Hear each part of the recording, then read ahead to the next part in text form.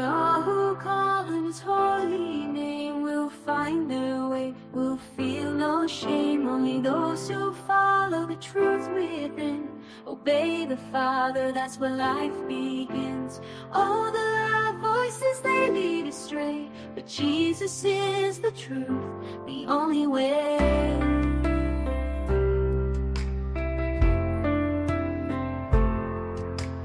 Enter through the narrow gate, for the gate is wide and the way is broad that leads to destruction in the false facade. Many walk that path and don't see the sign, but the gate is small and the way is divine. The road to life, oh, so few will find. In the light of love, leave the darkness behind. Salvation is a gift, it's not of our hands, not by the works or binding demands. It's free for the lost, for the weary soul. Come to Jesus, let Him make you whole. If you thirst and hunger, just kneel down and pray. He's waiting there, don't let it slip away.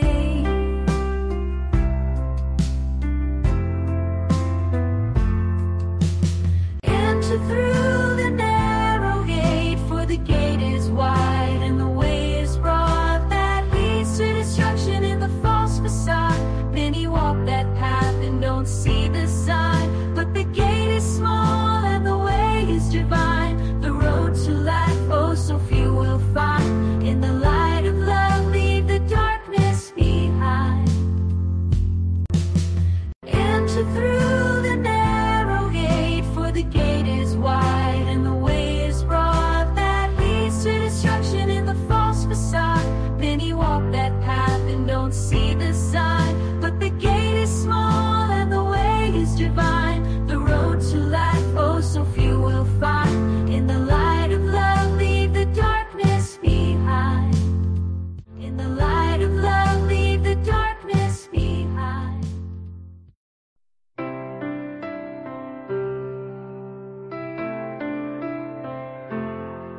Not all who call on His holy name will find their way, will feel no shame. Only those who follow the truth within, obey the Father, that's where life begins. Oh, the loud voices, they lead astray, but Jesus is the truth, the only way.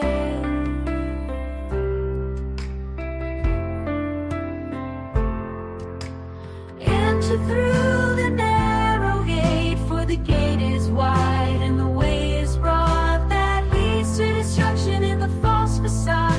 Many walk that path and don't see the sign, but the gate is small and the way is divine. The road to life, oh, so few will find. In the light of love, leave the darkness behind. Salvation is a gift, it's not of our hands, not by the works or binding demands. It's free for the lost, for the weary soul. Come to Jesus, let Him make you whole. If you thirst and hunger, just kneel down and pray. He's waiting there, don't let it slip away.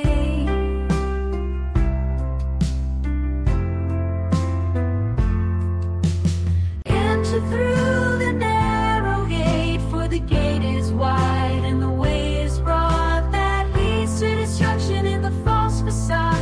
Many walk that path and don't see the sign, but the gate is small and the way is divine. The road to life, oh, so few will find. In the light of love, leave the darkness behind. Enter through the narrow gate, for the gate is wide and the way is broad that leads to destruction in the false facade. Many walk that path and don't see the sign, but the gate is small and the way is divine. The road to life, oh, so few will find. In the light of love, leave the darkness behind. In the light of love, leave the darkness behind. Ayun, welcome po muli. Magandang gabi po sa ating lahat. Sa mga, lalo na po sa mga patuloy na nakasubaybay sa ating live podcast dito sa The Narrow Gate Ministry. Dito po sa Facebook. Pastor Ramil, magandang gabi po muli. Magandang gabi, Pastor David. Ngayon po ay ang tatalakayin po natin, Pastor, ay about Shintoism. Hindi Shintoism eh. Shintoism.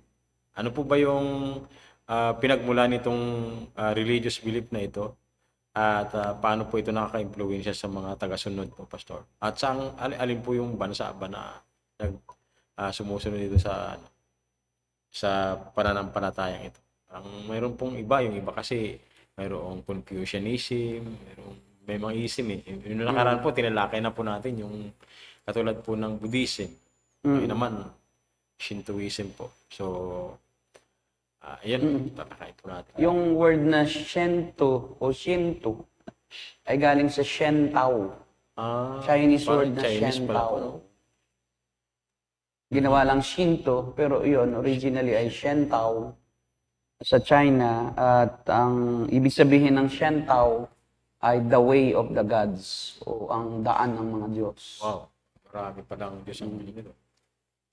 At ang Shintoism ay exclusive sa Japan. Talagang diyan siya nanggaling at talagang yan ang sentro ng kanilang relihiyon, yung mismong Japan lang mismo. Pero Pastor, wala po bang specific individual na siyang founder nito o yung nag-promote siya? Wala silang foundational teachings din, wala ring founder. Naging bahagi lang siya ng kultura na siya. Kumbaga ay simula ng ang Japan ay maging Japan, yun na yung nakaugalian nilang paniniwala na itinuro ng mga magulang. Kumbaga walang founder, pero kinikilala nila na yung mga magulang nila ang siyang, kumbaga, na unang nakaalam at itinuturo lang sa mga kabataan, sa mga bata, at tumanda. Yun na yung kanilang paniniwala. Kaya ang Shintoism ay ancient na, no? Kumbaga kasabayan na mismo ng bansang Japan. Mula na maging bansa ang bansang Japan, ay talagang inherent na sa kanila yung ganong paniniwala. At kaya nga yan ang isa sa pinakamatandang relihiyon.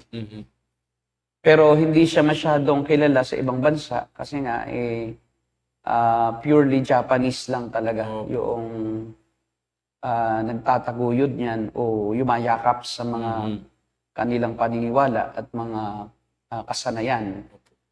At dahil nga ang kanilang katangian ay talagang mahal na mahal nila ang kanilang bansa, no? Dahil nga ang katuruan sa Shintoism ay yung mismong Japan nilikha ng Diyos. Kumbaga sa atin, ang mundo ang nilikha ng Diyos. Pero sa kanila ay Japan talaga lang ang nilikha ng Diyos, nadamay lang ang iba. Kumbaga, yung Japan mismo ang mundo na unang naging sibilisasyon. Tapos nagkaroon lang ng ibang sibilisasyon sa mundo. Pero talagang Japan lang muna ang nilikha ng kami. Ang kami kasi ay God. Parang bagay po yung salitang kami kasi maraming Diyos eh. Maraming Diyos yun. Kaya kami. Kaya sa kanila is yung mismong Japanese islands, yung mga islands sa Japan, yun ang unang divine creation ng Diyos. Yun ang mundo na nilikha ng Diyos. Kumbaga sa kanilang kaisipan, yun mismo ang siyang pakay o layunin ng Diyos na likhain ang Japan.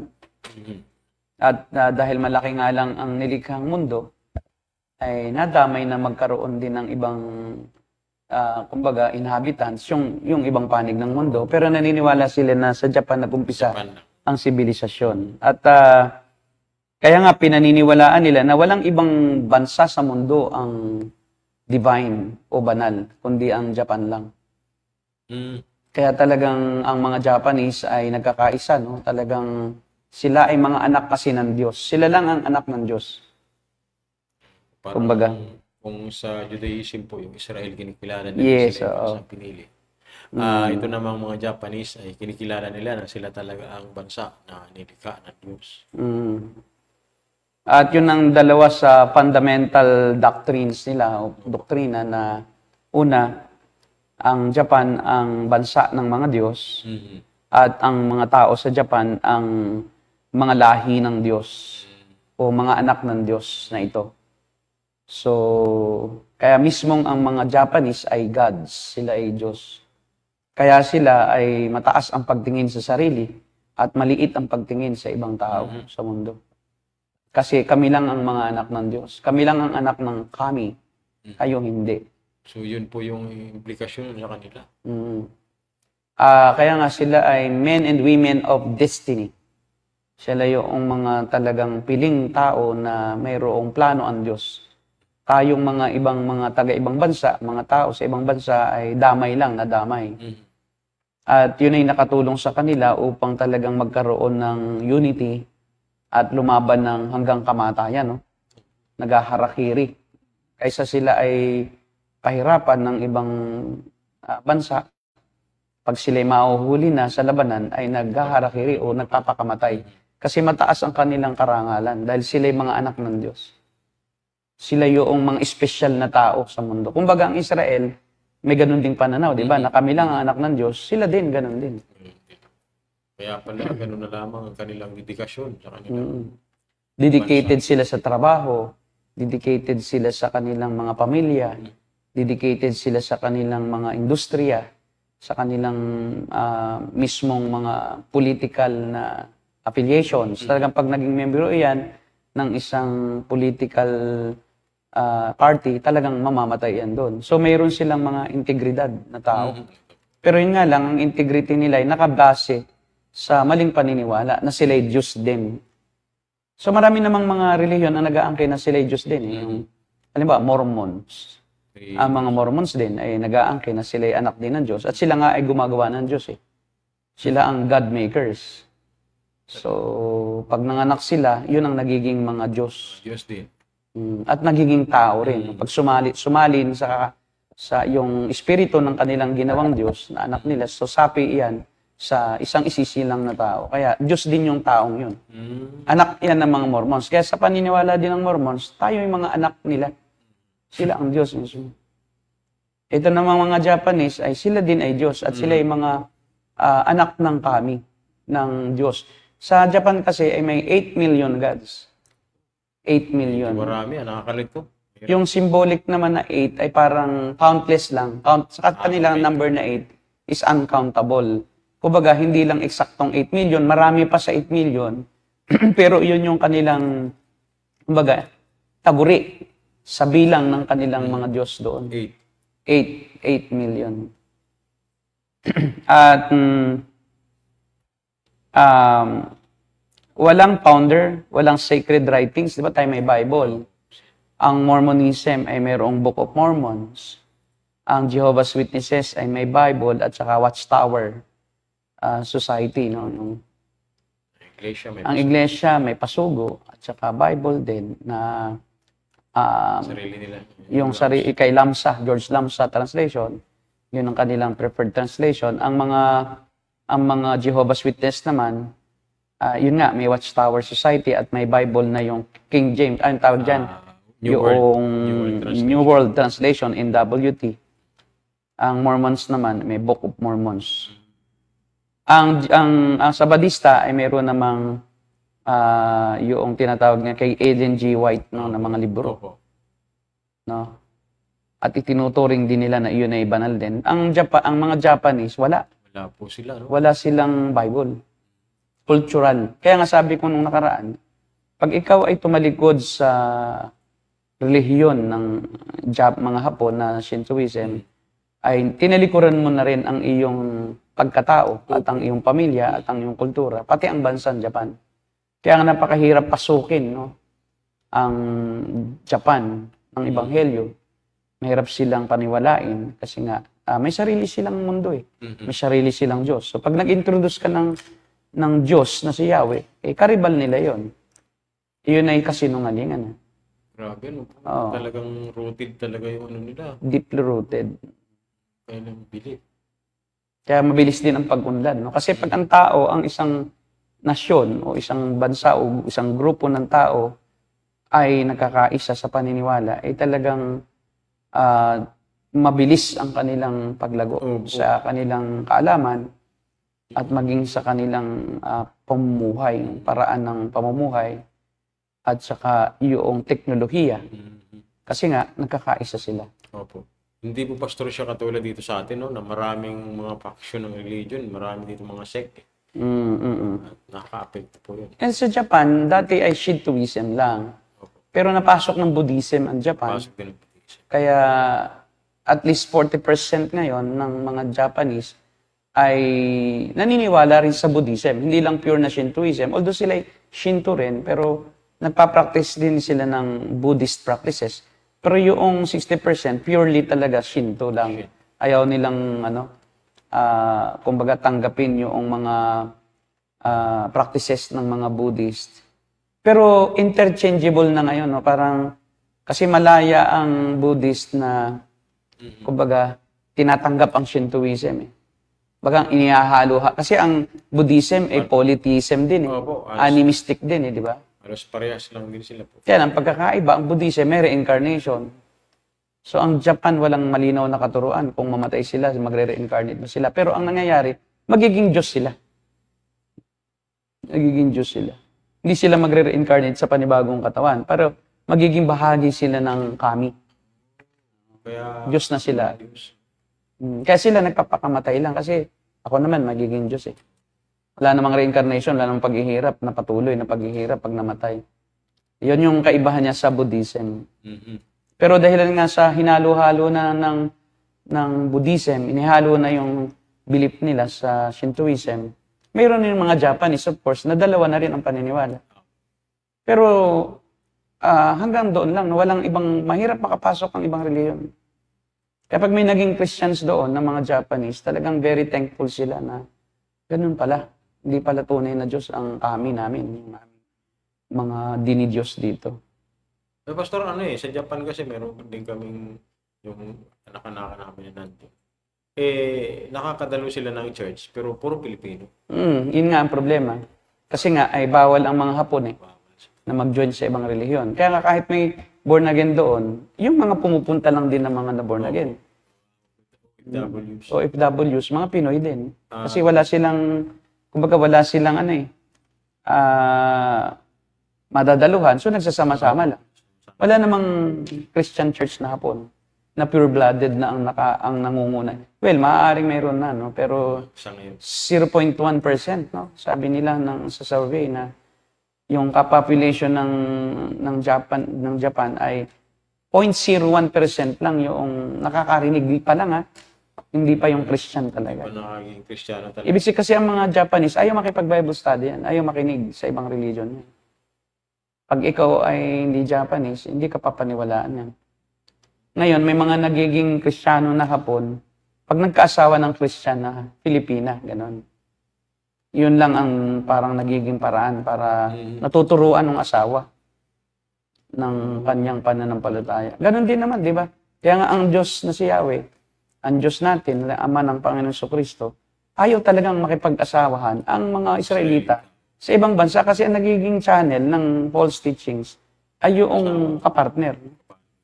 Kaya galit na galit ang Diyos kay Solomon at hinati niya ang Israel sa dalawa nung pamatay si Solomon. Dahil sabi niya, iyan ang kaparusahan na nararapat sa iyo dahil nakipag-asawa ka sa maraming babae na may iba't ibang relihiyon. At iyong niyakap lahat ng relihiyong yun. Hindi ang Diyos natutuwa sa ginawa ni Solomon. Kaya napakarami nilang mga altar, no? Sa bahay-bahay nila, may sarili silang altar. Opo. At depende sa kanila kung sino ang sasambahin nila. Maraming Diyos.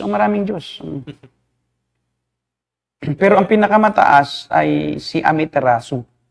Si Amaterasu. Si Amaterasu. Amaterasu. Si Amaterasu ay siya ay Diyos ang araw. Diyosa siya.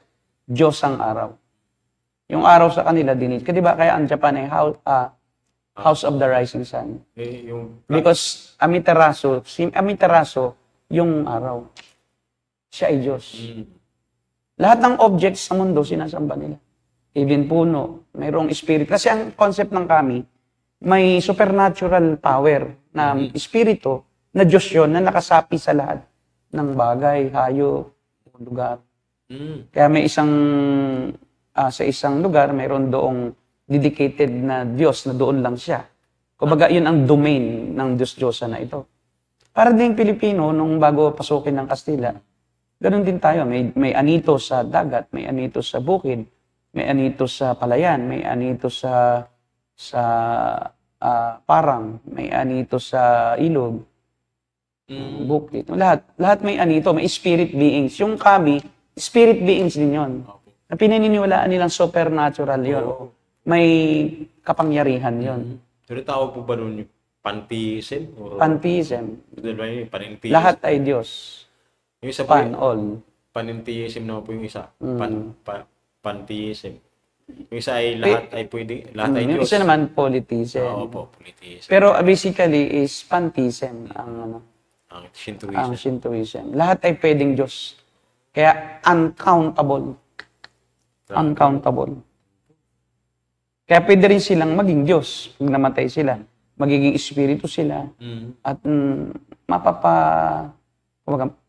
paikot-ikot sila dito sa mundo. Oh. Kaya pala, Brother RJ, yung mga napapanood nating anime, yung Dragon Ball. Yes, so doon galing yun. Lahat sila ay Diyos. Sila Kirin. Oo. Diyos yun.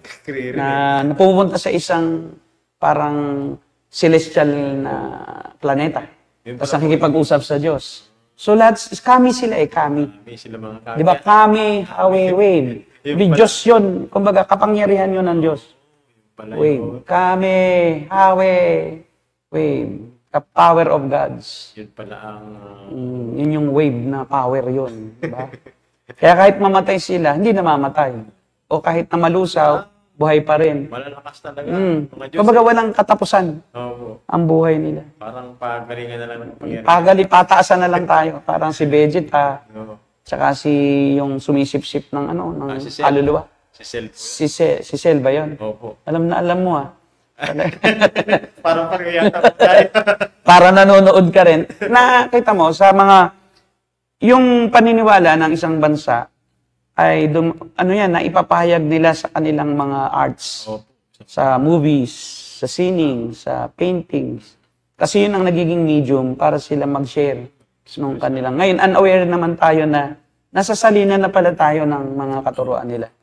Di ba? Kasi naniniwala ko, hindi pa namatay ito ah. Di ba si Goku namatay na, tapos nabuhay na naman. Walang katapusan, no, napabalik-balik. Kasi pumupuntas, nakikipag-usap pa sa mga Diyos. Tapos may mga Diyos na tao rin na nasa ibang planeta. Nakikita naman nila yung mga nangyayari sa iba ba. Yun, kasi sila ay gano'n. May katangian sila na ganoon. Pag sila ay namatay. Nagiging Diyos din sila. Di ba? Pwede rin silang bumalik-balik. Pero espiritu na sila. Espiritu. Ganun. Kapangyarihan. Kapangyarihan. Grabe. Kaya yun yung walang katapos ng kamatayan ang ginagawa nila doon. Si Cell, hindi mo rin mapatay-patay. Pati yung isa na kulay green. Ba ano po yan? Si Piccolo ba yan? Hindi. Piccolo. Si Piccolo. Pero yung doon nakakatawa doon ay yung akala mo powerful siya. Si Master Pogi. Ay, wow. Alam mo. Parang alam. Si Master Pogi, di ba? Ang yabang niya. Mayabang lang talaga. Akala niya talagang siya yung nakakatalo dun sa mga Diyos Oo. Yun ang kapangyarihan niya, yung kayabangan. Yun siya. Yun yung kanyang power. At yun ang larawan ng mga Hapon, si Master Pogi. Ang mga Hapon, very proud. Oo. Kahit pumunta sa ibang bansa yan, paasno yan. Kami ay mga makapangyarihan. Ako si Master Pogi. Lahat kaya kong gawin.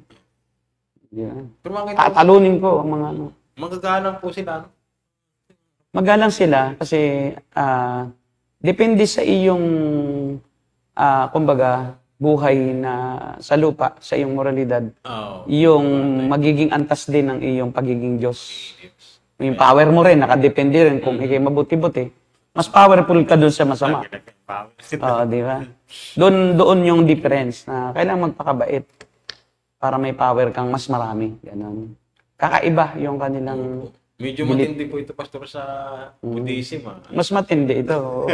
Kasi ang Buddhism ay paikot. Baga, ayaw nila sa mga kasiyahan ng mundo kasi nga tinitiis nila para sila pag na-reincarnate, mas tataas ang antas naman nila. Bilang tao lang, no? Ito bilang Diyos. Yung mga ano, yung mga Shinto. Diyos sila eh. Kaya, I understand po, Pastor, nga na. Yun talaga yung kanilang, makikita mo sa kultura talaga nila eh. Sa lahat ng aspeto ng buhay, mga Hapon. So napakarami na rin na nagmix na ang ang Buddhism at saka ang Shintoism. Ano na siya. Kumbaga nag-bolt in ngayon sa Japan. Kaya ang mga Diyos-Diyosan nila napakarami. No? At ilan lang sa kanilang Diyos itong mga babanggitin ko. Si Amaterasu ay tinatawag ding Omikami, no? Siya ang Diyosa ng araw. At siya yung ninuno ng mga imperial house. Siya ang ninuno ng mga emperor. Kaya mas matataas ang power ng emperor. Kaya pala, may mga emperor ang pinakataas. Yun ang mga nanggaling kay Amaterasu, yung mga emperor. Tapos mayroon din silang Amin no Uzumi, na may Diyos-Diyosa ng yung umaga. Yung pag nagbubukan liwayway, Diyos yun. Yung mismong bukang liwayway ay dinidiyos nila. Kaya nagdadasal sila pag yung nag-aagaw ang liwanag at dilim. At siya din yung santo ng mga mananayaw. Di ba sa Japan may mga usong sayaw? Yun, si Amin no Uzumi ang kanilang sinasayawan. Ano po yun, babae? Babae. Mga goddess itong mga ito, hindi lalaki. Karamihan babae, no? Yung mga pinakamataas. Si Fujin naman, yun ang Diyos lalaki. Si Fujin ay Diyos ng hangin. At siya ang pinakamatanda sa lahat ng Diyos.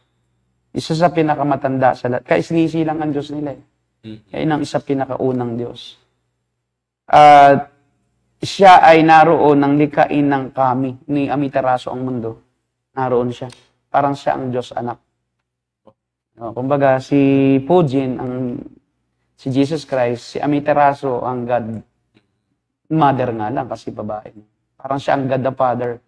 Tapos nung nililikha ni Amaterasu ang lahat, andoon si Fujin. Present siya doon. Si Hachiman naman ang Diyos ng digmaan. Lalaki yan. Yung pagka mayroong kumbaga armed battle, andoon siya. Siya ang sinasamba nila. So, kailangan mong ipilis siya para papanalunin ka niya. Sinong mas malakas kay Fujin, kay Hachiman, siya ang mananalo. Si Inari Okami naman, ayun ang Diyos ng bigas. Siya yung nagpapatubo ng mga bigas, so fertility. Siya rin ang nagbibless para ka magkaanak. Kumbaga sa Katoliko ay si Santa Clara. Santa Clarang Pinong-Pino, kami po ay bigyan mo ng asawang 13. Sa halip anak ang hingin, asawang hingin. Asawang palang hingin. Kasi hindi nga magkaanak eh, baka baog yung asawang una. Kaya bigyan mo siya ng 13 asawa. Diba? Biruin mo, nagpadasal ka sa Diyos. Grabe. Na kasalanan ng iyong ginapagdasal. Diba? Santa Clarang Pinong-Pino, kami po ay bigyan mo ng asawang 13. Matindi itong mga babaeng ito. Pumupunta roon, nagsasayaw-sayaw. So itong si Inari Okami, yan ang Santa Clara, siya rin ang Diyos ng kasaganaan. Kumbaga sa prosperity. Prosperity. Ito yung Diyos-Diyosan nila, Copeland. Prosperity Gospel, yan sila. Pwede rin sila. Hindi lang nila kilala.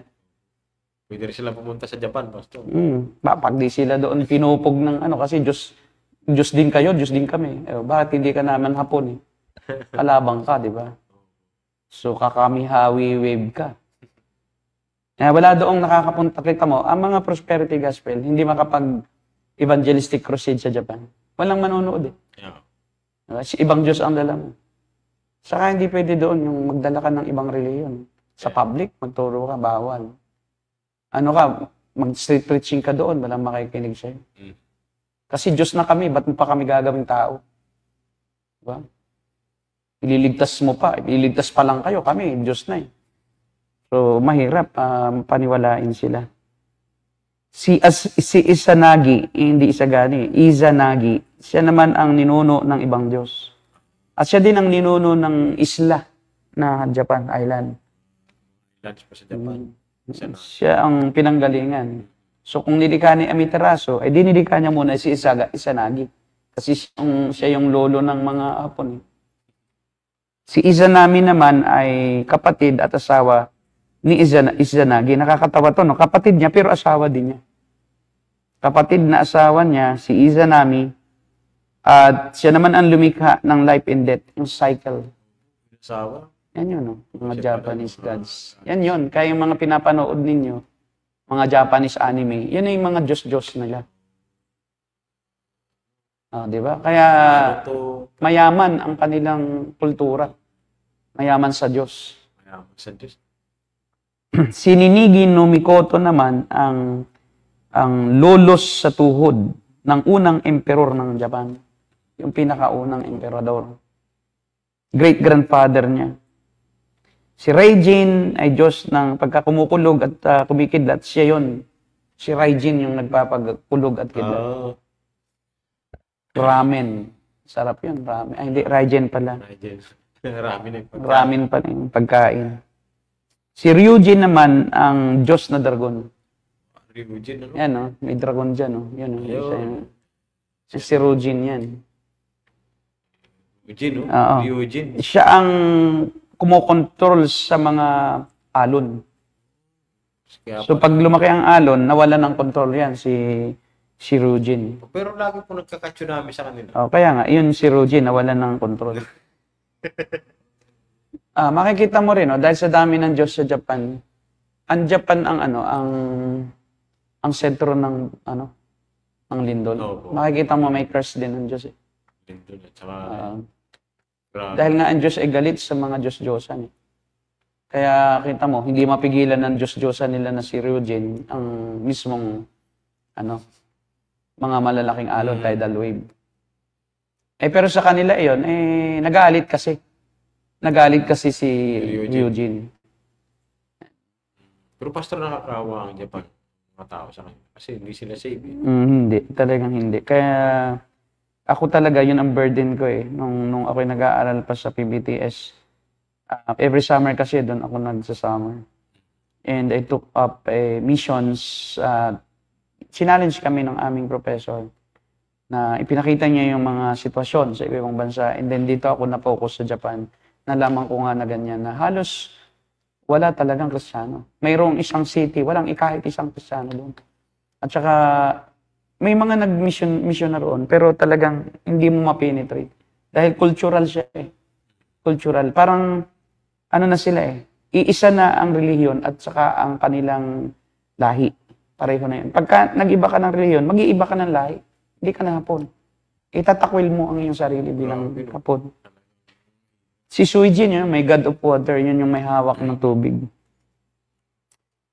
Tapos ang buwan naman, ang pangalan ng Diyos na buwan ay si Tsukuyomi no Mikoto. Mikoto. Yan si Amaterasu, number 1. No? Babae. Izanagi, Izanami, Susano. Babae pala ang kanilang... Babae nga, Diyos-Diyosan. Babae ang pinakamataas nilang Diyos. Si Izanami ay babae rin. Siya kasi ay asawa ni Izanagi. Mag-asawa yan, pero magkapatid din. Sila ang cycle ng life and death, itong si Izanami. Nasa kanya ang buhay. Pag may sakit, yun ang dadalanginan nila kasi yun ang author ng buhay. So kaya kumbaga, lahat ng mangyayari sa kanilang bansa, sa kanilang buhay, lahat ng aspeto ng kanilang pagkatao ay may Diyos silang dapat tawagan. Kaya kailangan i-memorize mo. Kasi baka magkamali ka ng Diyos na tatawagan mo, hindi din ninyo kaya yun. Kasi may kanya-kanyang power ang Diyos sa iba't ibang aspeto. Kaya pala. Biro mo, ikaw nga ay gusto mong tumila, ay tinawag mo na yung Diyos na nagpapaulan, di lalong uulan. Gusto mo na madry nga di ba? Natawag mo si Regine, yung God of Thunder and Lightning, ay ayaw mo na nga umulan. Kumulog. Lalo tuloy umulan kasi tinatawag mo yung maling Diyos Kaya sila, magaling silang mag-memorize ng mga Diyos nila. Kasi para angkop yung power na yon na hinihingi nila sa sitwasyong gusto nilang mangyari. So kung sa kanila po, kailangan i-memorize nila yung mga pangalan ng Diyos nila. Sa Israel naman po, yung 613 na mitzvot ang kanila. Ayun, doon naman mga utos. Kasi iisa lang ang Diyos Kaya utos naman ng Diyos ang kanilang minememorize. Kaya doon may mga isang feast na sumasakay sila sa puno. Dahil yung puno ay Diyos yun. Sa Japan. O kahit na masagasaan ka nun, mapalad ka. Kahit na mapisak ka kasi yun ay Diyos yun. So yun. Kaya pagkabulog ang buwan, yun, sinasamba nila si Tsukuyomi. Tsukuyomi ni Mikoto. Maraming koto ito kasi gabi. Ay, Tsukuyomi. So may mga sariling strength at personalidad ang mga Diyos.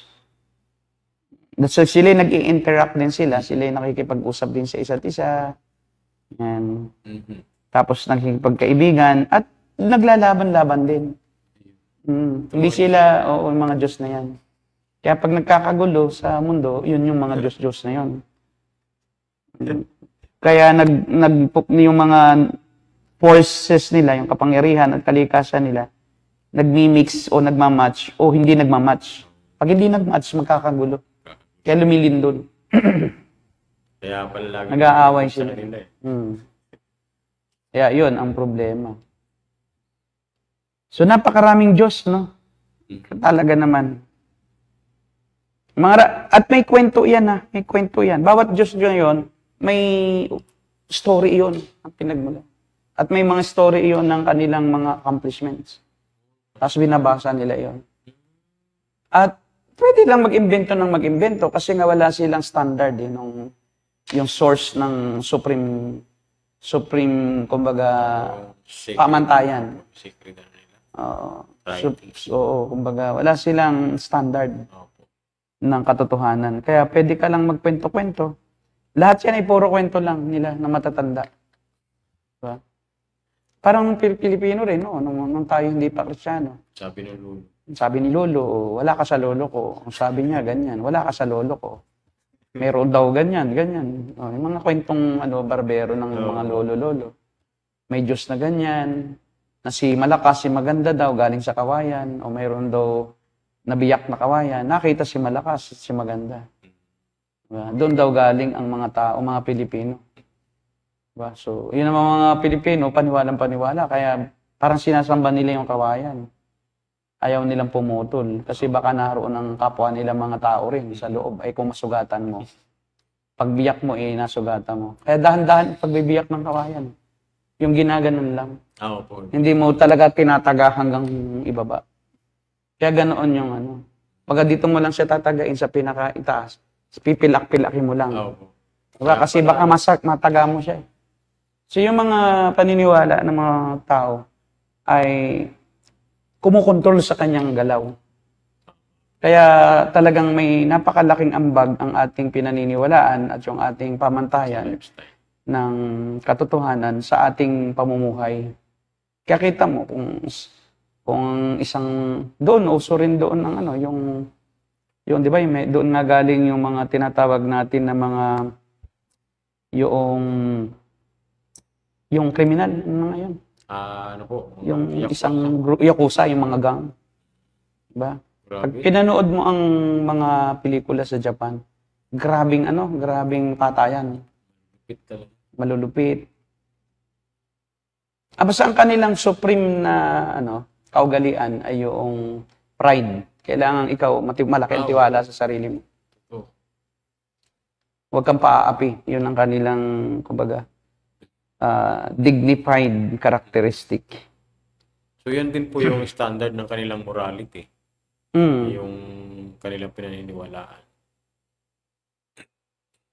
Pero Pastor, makikita natin, ito'y siguro marahil ito'y epekto rin ng kanilang relihiyon, yung kanilang the way na sila po ay pakitungo sa tao, the way na yung pagiging disiplinado po nila. Bata pa lang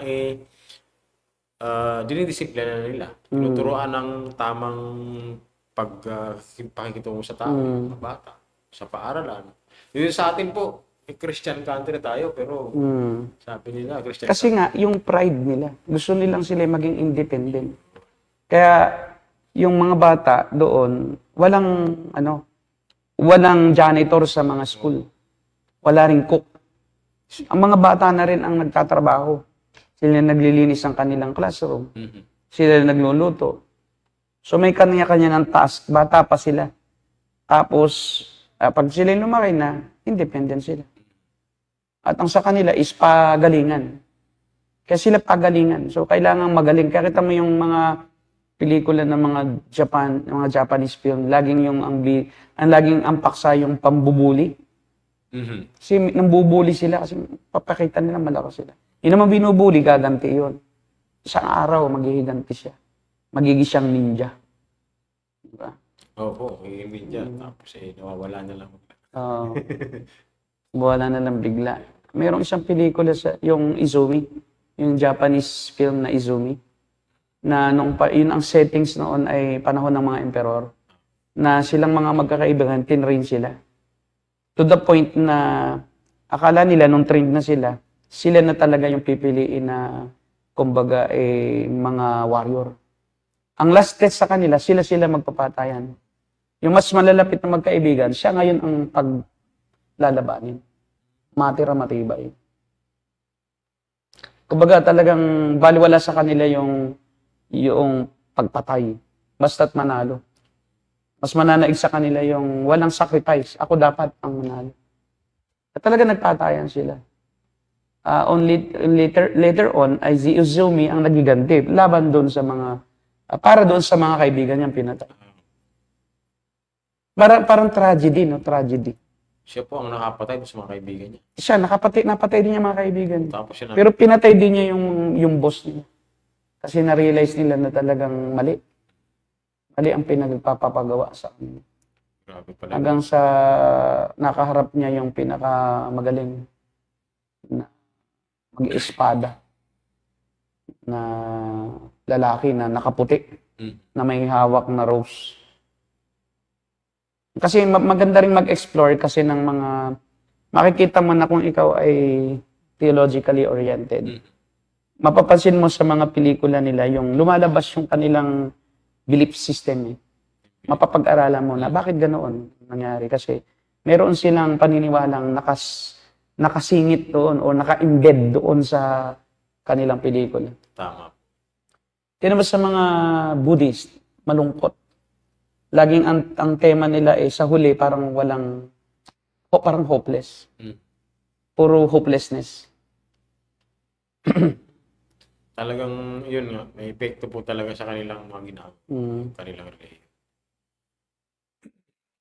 So pagka Christian na bansa, Christian films, positivity. So sa huli may positivity. Sa India, sa Burma, ang mga pelikula nila laging negative ang huli. Parang hopelessness. Parang kasiyahan lang nila dito lang sa lupa talaga. Hopeless na sila sa hinaharap. Itong yung may Susano, si Susano, mag-asawa yan, saka si Amiterasu. Yung isang Diyos-Diyosan nila. Mag-asawang Diyos. So may mga relasyon sila sa isa't isa. Okay, meron tayo diyang video, no, na ating ipapakita. Ito pong, yung unang video tungkol ito sa mga rituals at saka tradition. Panoorin po natin.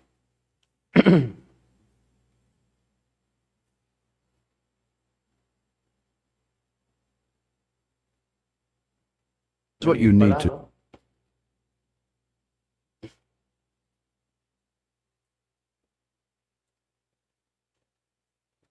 Maliit talaga siya. know. A Shinto shrine, or jinja, is a sacred place in Japan. These shrines are dedicated to kami, or spirits. When you visit, the first thing you'll notice is the torii gate, marking the entrance to the sacred grounds. So, why do people wash their hands and drink water? It's all about purification. Before approaching the shrine, visitors stop at the Temizuya, a water basin. Here they wash their hands and rinse their mouths to cleanse themselves, both physically and spiritually. This ritual, called misoji, prepares them to communicate with the kami. And what about donating money? Well, it's a tradition called saisen. Visitors toss coins into a box, clap their hands, bow and say a prayer. This act shows respect and gratitude to the kami. The donations support the shrine and its upkeep. So next time you visit a Shinto shrine, remember to wash up, toss a coin, and take a moment to connect with the spirit world. It's a beautiful blend of tradition and spirituality. Thanks for watching. Don't forget to like. Yun pala. Kaugnayan talaga. May kaugnayan po talaga sa kaya kinakailangan maging malinis. Kasi may connection talaga dun. Kasi yung shrine, andoon ang kami, yung spirits. Na Diyos yun. Ang spirit sa kanila is synonymous with God's. Spirit, no? Mm, Pero parang ang hirap mo, pastor, na pag pumunta ka diyan. Mag-aalangan ka, baka mamaya ito yung mga sacred things pala. Tapos na, hindi mo alam kung paano mo i-address yung Kaya dapat, alamin mo. alamin So talaga. bago ka pumunta ng Japan, pagka turista ka naman, pinapaliwanag naman nila yun na, o itong ganitong ito, ganito, bago ka papasok dyan, maghuhugas ka. No? Kasi yan ay cultural tradition namin yan, na may shrine dyan. So, basta kahit saan may shrine, kailangan kang maghugas ng kamay, magmumug ka kasi para mahugasan ka. So, physically at spiritually.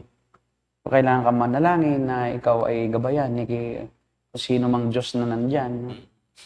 Diba? Parang mahirap talaga to. Aalamin mo kung para kanino yung shrine na yon. Kasi minsan mayroong specific na Diyos doon. Baka magkamali ka. So, for the Christian pastor na, halimbawa, tourist ka dyan, okay lang ba na, siyempre, kailangan mong doon sa culture nila, sumunod? Paano yun? Halimbawa, mag-pray ka, o kaya naman ay maghuhugas ka ng kamay, kasi ito ay mayroon ka ugnayan sa kanilang religious practice. Magkunyari ka lang. Magkunyari na. Kasi naman ikaw ay palayasin. Diba? Paano ka makakapangaral kung ayaw, kung hindi ka? Sabi naman ni Pablo alam mo namang hindi totoo yan. So, it's one way of, just respecting their culture. Alam naman ng tunay na Diyos na hindi naman ka naman naniniwala doon. Maliban na lang kaya ka nagugas ng kamay, takot na takot ka talaga din. Baka may Diyos dito, di ba? Pero kung nagugas ka ng kamay, para lang ipakita sa kanila na you are respecting their laws, their culture, their person. So, wala yun. Anong problema yun? Huwag ka lang talagang, maniniwala doon. Huwag ka rin mananalangin. Kunyari lang, nagpe-pray ka doon, pero sa tunay na Diyos ka. Pwede mong sabihin, Panginoon Diyos, ay patawarin mo itong mga taong ito dahil itong mga ito yung sa impyerno talaga. Kasi hindi naman talaga, sa isang malagong Kristiyano, ang lahat ng bagay ay permissive as long as your conscience doesn't convict you and the Holy Spirit doesn't convict you. Tulad yan, sabi nga ni Pablo, di ba, yung parating yung mga Kristiyano sa Corinto, ay paano daw yung pagkaing naialay na sa mga Diyos-Diyosan. Sabi ni Pablo, kung walang nakakakita sa yung Kristiyano na matitisod, di kainin mo. Kainin.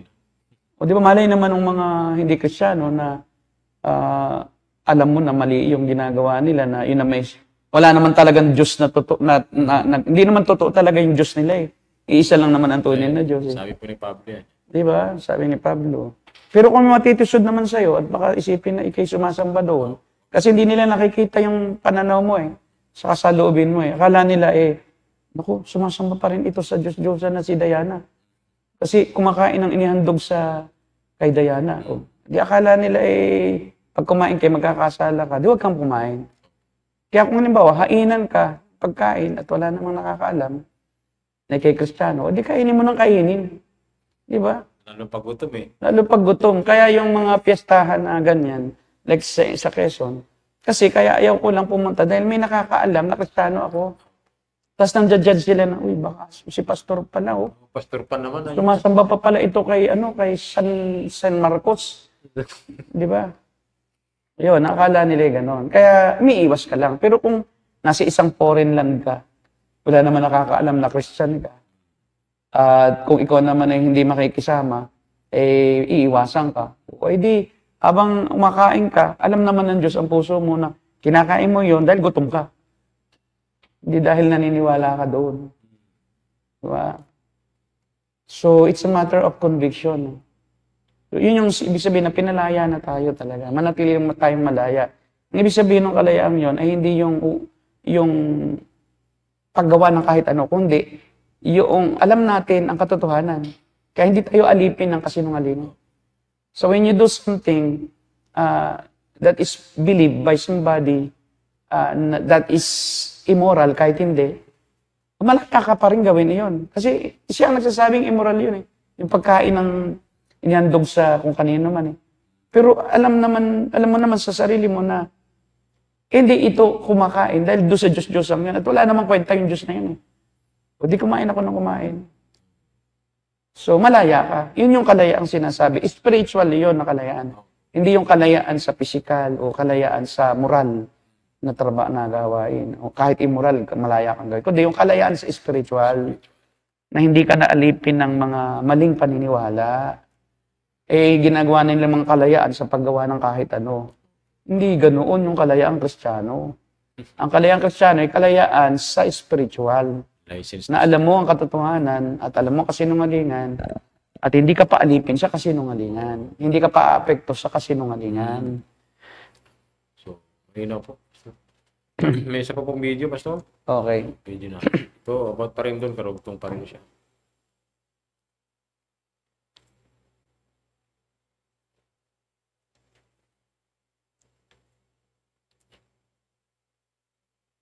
Ikli lang.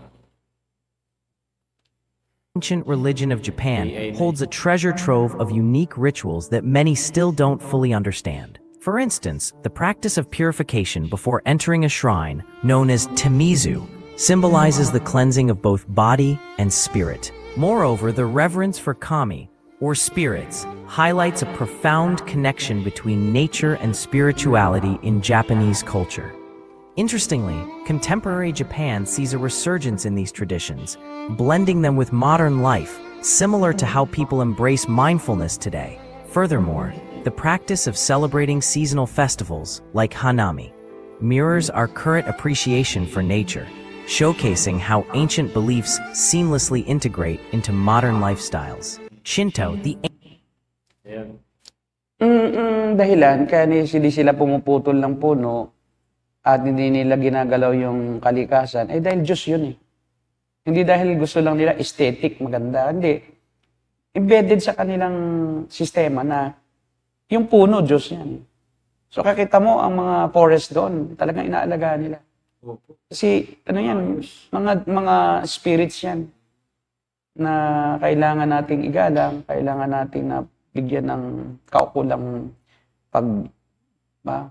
pagtatangi dahil yan ay may katangian ng Diyos. Yan, di ba, kahit yung ang ano nila, ang linis nila, no? Kasi ang karumihan nakakasira sa ano ng Diyos eh. Di ba, biruin mo, dudumihan mo kaya kita mo ang mga kanal nila malilinis. O, kasi may Diyos doon na dapat ingatan mo yung nature na yan. Ang nature din ay Diyos eh. Pakita mo ang araw, Diyos din. Ang buwan, Diyos din. Hulog, kidlat, Diyos din. So lahat ng mga bagay sa mundo ay Diyos. So kailangan ating ngayong i-integrate sa ating pamumuhay yung paggalang sa Diyos. So maging kaisa tayo ng Diyos. Huwag natin silang gagambalain, huwag natin silang kumbaga abusuhin para mabuhay tayo ng maayos.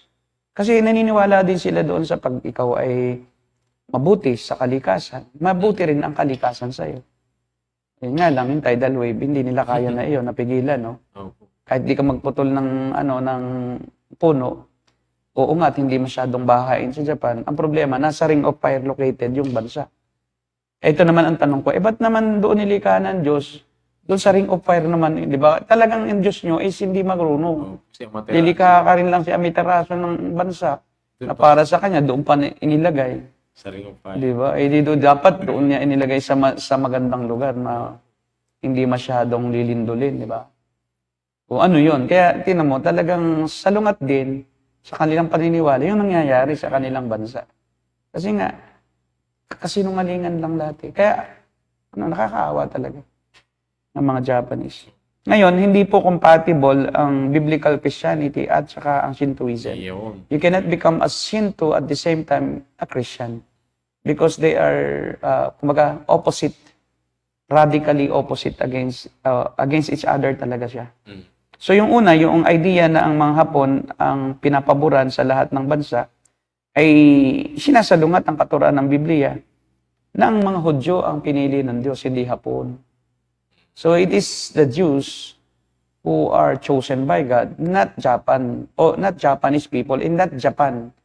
na bansa, kundi Israel. Yun ang sabi sa Deuteronomy 7:6.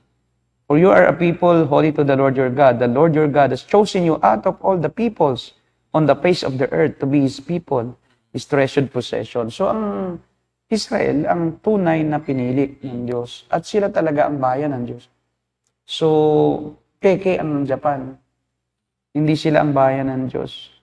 Pero, bagamat ng mga Hudyo o mga Israelita ang pinili ng Diyos bilang kanyang bayan, hindi naman siya dinesignate ng Diyos na mas mataas kaysa sa ibang bansa at magmalaki kayo. Hindi naman ganoon. At yun ang problema sa mga Hapon. No? Bukod sa sila naniniwala na ang bansang Japan ang nilikha ng Diyos na bansa sa lahat ng bansa at ang mga Hapon ang kanilang mga anak ng Diyos at pinili ng Diyos. Bukod sa doon, meron pa silang pride na ipagyabang natin itong ating kultura at ang ating pagiging isang Hapon. So, hindi pwede yung pagyayabang kasi ang kayabangan ay yan ang dahilan ng pagbagsak. Hindi ka talaga magpapakumbaba. At sinabi rin ng Biblia, kaya contradictory, sinabi ng Biblia na may isa lamang Diyos, hindi maraming Diyos. Sabi sa Isaiah 45:5, I am the Lord and there is no other. Apart from me, there is no God. At tinuturi ng Biblia na hindi lang impersonal na puwersa ang Diyos na nakaka-epekto sa pamumuhay, kundi siya ay mapagmahal at mapagmalasakit na Ama sa mga natatakot sa Kanya. So, hindi siya parang impersonal na walang koneksyon, walang pakialam sa tao. Pasaigalang mo kami, dalanginan mo kami, pag nagagalit kami, iapis mo kami, alayan mo kami. Hindi yon, kundi ang Diyos ay mapagmahal. Hindi siya malupit lang na Diyos. Malupit din ang Diyos, no? Pag makasalanan ang tao. At ayaw talaga sa Kanya. Talagang pinapaulanan din yan ng apoy. Gaya ng Sodoma at Gomora. Kasi sobra na ang kasamaan ng mga tao doon eh. Normal na sa kanila ang makipag-sex sa kapwa lalaki. Kahit bata. Ngayon, ang Diyos ay hindi lang malupit. Siya din ay pag-ibig. At siya din ay nangangalaga at siya din ay nagmamahal, nagmamalasakit sa mga natatakot sa Kanya. At siya din ang lumikha sa lahat ng bagay sa mundo at sa buong sansinukob. Siya rin lang ang naghahari, walang iba. Kaya yung ideya na ang Diyos ay tumitira sa mga bato, sa mga puno, sa mga hayop, ay hindi totoo, hindi tama, at laban sa kalooban ng Diyos. Kaya, dalawa kasi ang main belief ng, ng mga Japanese, ng Shintoism, yung politheism, o pantheism at saka yung animism na yung mga bagay ay may nakatirang Diyos. Yun ang animistic belief para mga Pilipino. Na may mga puno na huwag kang hihipo diyan dahil may nakatira diyan, tikbalang. Actually, yung mga tikbalang spirits yun. Hindi yun totoo na kabayo na tao. Kapre, yun? Malaking tao, may tabako. No? Katang-isip lang yon. Yun ay espiritu din na nilagyan ng picture ng mga Pilipino. Iginuhit. Grabe talaga mga Pilipino, mga imaginative. Masyadong imaginative, no? O, di ba? Yung mga duwending puti, duwending itim. Duwending green. Duwending green, bastos yun. Duwending green. Siyempre, green eh. Green eh. Palaka yun eh. Palaka. Palaka ako ka. So yun, hindi ganon ang katotohanan. Katlo, sobrang mataas ang pride at saka feelings of superiority ng mga Hapon. Papakamatay nilang bago pa mahuli. Elitista sila eh, elitista. Para kami lang ang special, kami lang ang pinakamataas na uri ng tao. Kami lang ang dakila, kami lang ang madiskarte at mayaman at lahat. Kaya kita mo talagang nagpapakataas sila ng pride. No? Maski sa boxing. Si Ayuki, no? Ayuki, yabang ni Ayuki, ay pumunta sa ibang lugar. Si ano po, si Inoue. Sorry, pero umano na rin pala si Inoue. Si Ayuki pala sa ano yun, MMA, no?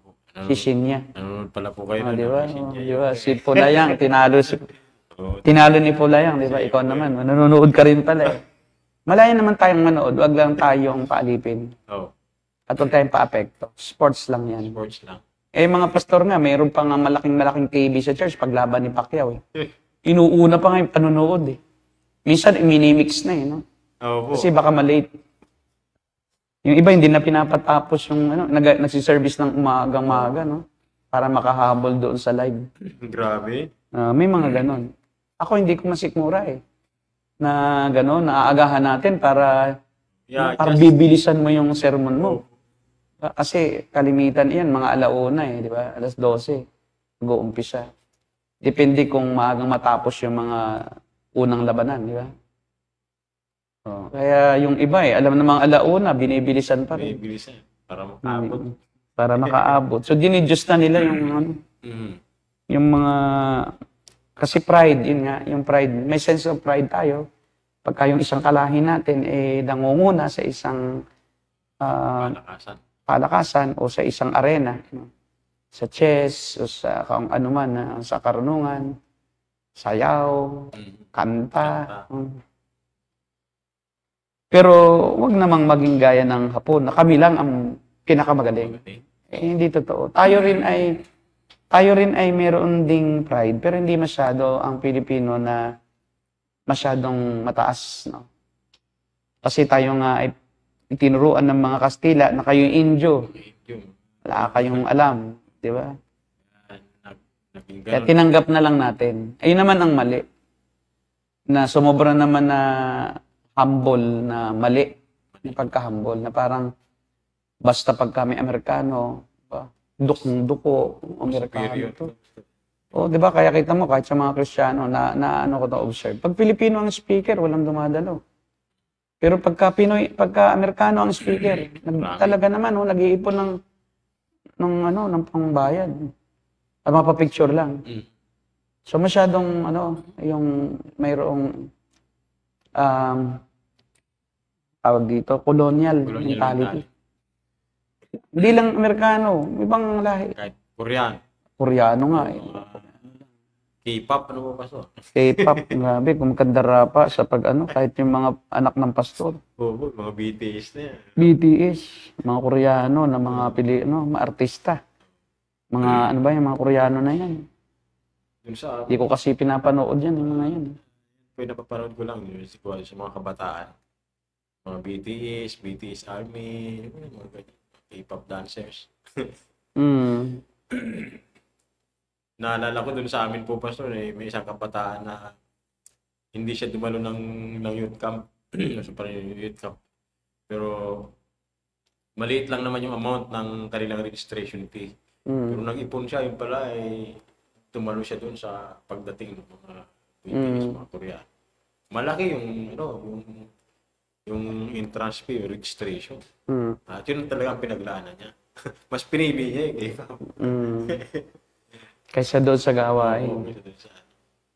So, grabe yung kasi yung akala nila, pag maputi, diba, magaling, mataas ang uri ng tao.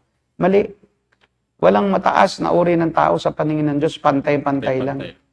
Walang mayroong kakaibang katangian na mas mataas kaysa iba. Hindi. Pare-pareho lang ang tingin ng tao sa lahat. Walang mahirap, walang mayaman. Walang maputi, walang maitim. Yung racial discrimination ay laban sa kalooban ng Diyos.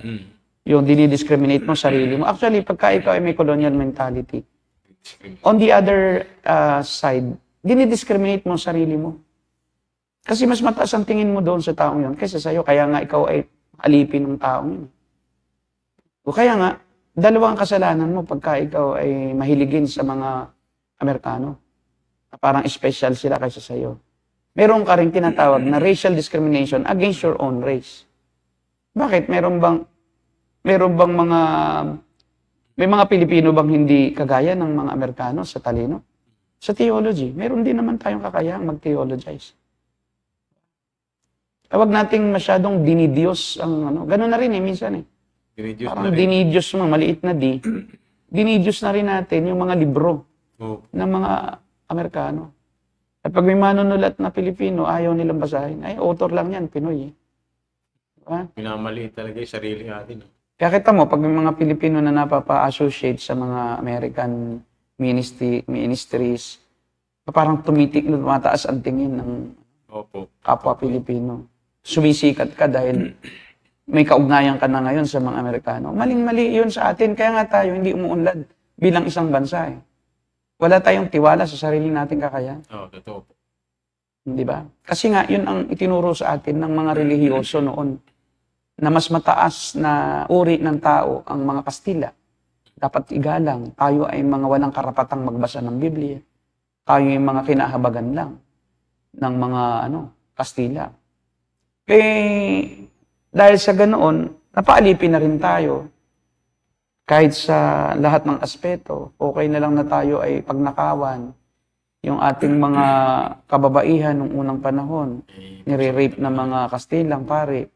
Huwag kikibo, Diyos ang ihipo. Hanggang sa nagpakamatay na lang si Basilio at saka si Crispin. Dahil pinatay sila ng pare. Dahil bading yung pare. O, ayaw malaman ng mga pare yung ginawa nila dun sa mga bata. Pinatay. Kaya nawawala, kaya nabaliw-sisi siya. Ha? Tapos si Kapitan Tiago naman ay nagbulag-bulagan at inisip na anak niya si Maria Clara na ipinaumpon naman ni Padre Damaso. Anak ni Padre Damaso yun. Sabi ni Padre Damaso, total, wala ka namang anak. Iyuhin mo na yan na anak mo na. Oh, tinuring na ng tunay na anak na parang wala siyang alam na yun ay anak ng isang pari. Diba? Si Tiburcia, yung Tiburcia, di Espadanya naman. Kaya nga sa atin, mga relihiyon o mga relihiyoso na mga Pilipino, ay masyado tayo na nagtiwala sa katuruan nang hindi naman natin kilala ng mga tao, ng mga uri ng kung ano bang mga tao yan. Kaya ang Pilipinas, kita mo, hanggang ngayon, sobra pa rin panatiko sa Romano Katolik. Kahit na pinaglululoko na. Di ba? At sabi nga nila, dito na ako nabuhay, dito ako mamamatay. Kasi yung sobrang pride na akala nila, pag sila nagbago ng relihiyon, mababawasan ang kanilang pagkatao. Totoo nga, madadagdagan pa eh. Kasi mapapapunta sa katotohanan. Kahit mo ang tali-talino ng mga Katoliko, mga eskwelahan nila, mga exclusive, matatalino, maganda ang edukasyon, mataas ang antas. Pero, tingnan mo ang kanilang paraan ng pagsamba. Sumasamba sa kahoy. Paano ka naging matalino? Sinasamba mo, di gumagalaw. May matalino bang ang Diyos niya na kinikilala hindi naman nakakagawa ng kahit ano? So kabaliktaran di ba? Kaya may relihiyon, nakakabobo. Matalino ka lang sa math, pero pagdating sa relihiyon, bubo ka. Paano mo sasabing tunay na Diyos yun? Siguro po, Pastor, may kinalaman sa philosophy rin eh. Kapag hindi sila ganun ka-interested siguro sa filosofiya, ganun ka. Ano kaya? Kasi philosophy requires reasoning eh. Yung sound reasoning talaga. Sila basta ito na. Ano lang pala, may Diyos naman eh. Pinaniniwalaan. Kaya siguro mas masasabi natin fanatisismo. Fanaticism na parang panapan sila ng mga Kastila. So kahit anong pagawa at ipaturo, tanggap na agad. So hindi na nagsusuri. Kasi nga, fanatic, masyado tayong palahanga na wala sa lugar. Na ikaw ninanakawan na okay lang. Kasi ano naman hinahangaan mo Hinahangaan mo naman. At least, di ba? Idol na idol mo di ba? Kaya kahit anong gawin, okay lang. Kahit sinuntok ka na, idol pa rin kita. Okay lang, di ba? Kahit papunta ka ng impyerno, idol pa rin kita. Ang hirap noon yung katwiran ng mga ibang Katoliko Romano na dito na ako nabuhay, dito ako mamamatay. Paano kung natuklasan mo na yung bahay mo pala inaanay na talaga, no?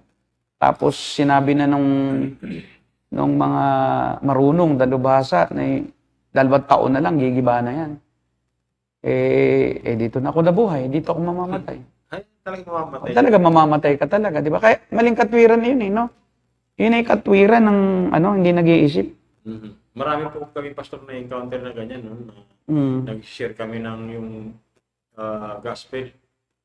Medyo mga matatanda na. Sabi, ay, naku, Oto Papunta ka pa lang. Papunta ka pa lang, pabalik na ako.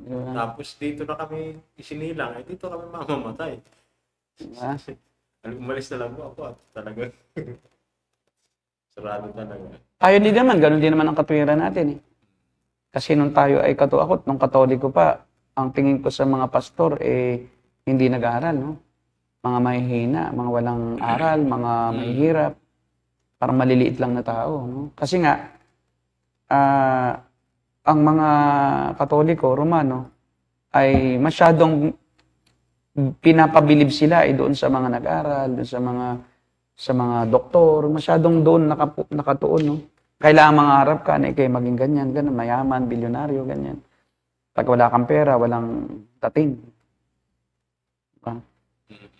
Hindi nga ganoon Ang Diyos nga hindi naman sa pera yan nagbabase. Hindi naman sa talino Kundi doon sa incentric na value ng buhay ng tao na yun galing sa Kanya. Kawangis siya ng Diyos, nalikain. Kawangis sa spirituality, sa mga karakter na meron ang Diyos, gaya ng pag-ibig, pagpapasya, may sariling kalooban, diba? Malayang, nilalang, iisip, kumikilos ng may kalayaan. So, kaya yun ang problema. So, ang Shintoism na nagpo-poster ng pagmamataas at pakiramdam ng pagiging natatangi sa lahat ay kinukundina ng salita ng Diyos. At yun ang dahilan kung bakit ang tao, ang mga Hapon ay napakahirap makakilala sa Panginoon. Dahil nga sa kanilang puso, sinasabi nila na hindi namin kailangan ang kahit anong katuruan. Dito na kami sinilang. Yung pride. At sila ay divine. So, ako may Diyos na At ang Diyos ang aming pinanggalingan. Kaya hindi na nila kailangan ang Savior. Kasi kami naman, Savior na rin kami. Ang aming sarili. In fact, magiging part kami ng mga espiritu. Pag kami namatay, magiging kami. Ang problema is there are only 2 destinations after death. One is eternal life with God in heaven, and eternal separation from God in eternal fire. So whether you believe it or not, whether you don't believe or in heaven or hell, you are still going to hell because your unbelief will not affect the truth. It will not in any way alter what God has taught in the scriptures. Kasi Diyos siya Hindi siya kayang baguhin ng kahit sino. At kahit nang hindi mo paniniwala. Kahit ayaw mong maniwala, meron pa rin. Kahit hindi mo gawing Panginoon si Jesus. Kahit hindi mo gawing Panginoon si Jesus, Panginoon pa rin siya. Ayaw mo lang sumunod. Pero siya ang Panginoon pa rin. Isang araw, luluhod ka sa Kanya. Kahit sa ayaw at sa gusto mo. Kahit hindi sa panahon ngayon. Kaya nga, itinuturo ng salita ng Diyos na lahat ay nangangailangan ng tagapagligtas. Everybody is in need of a Savior. So, the Japanese people cannot be saved unless Jesus comes to them and save them from their predicament. Hopeless sila Wala.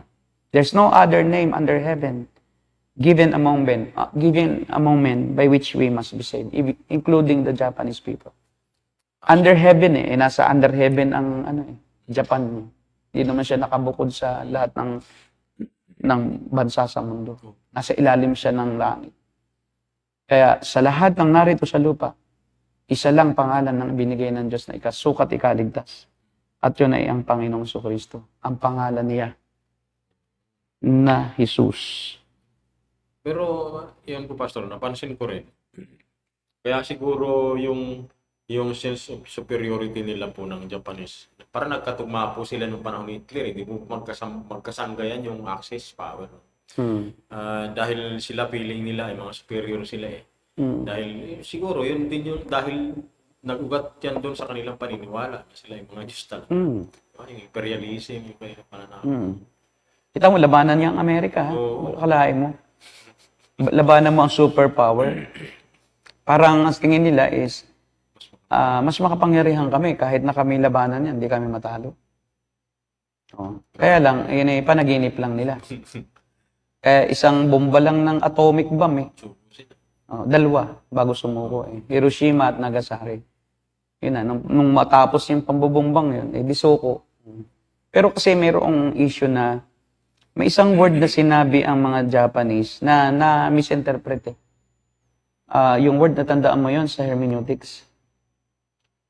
Na pareho rin halos ang meaning ng word na Japanese na yon. Kumbaga, parang yung ayaw ko at teka muna, iisa yung meaning na yon. Japanese word, yan ang problema, no? That cause the deployment of nuclear armament ng US. At yung word na yon ay na-misinterpret dahil nga ng mga Americans kasi hindi naman sila native speaker eh. Para po palang ang sabi ng Japanese ay ayaka. Oo, wait lang. Parang sandali lang, nag-iisip pa kami. Magdi-decide pa kami, parang ganon. Yun yung Japanese word na yon na misinterpret naman ng isang translator na Hapon na yun na tinanong ng mga Americans kung anong meaning na yon. Kaya ang nangyari nuclear bomb na misinterpret. Ito tingnan natin yung kamahalaga no na tayo ay tama ang interpretation sa salita.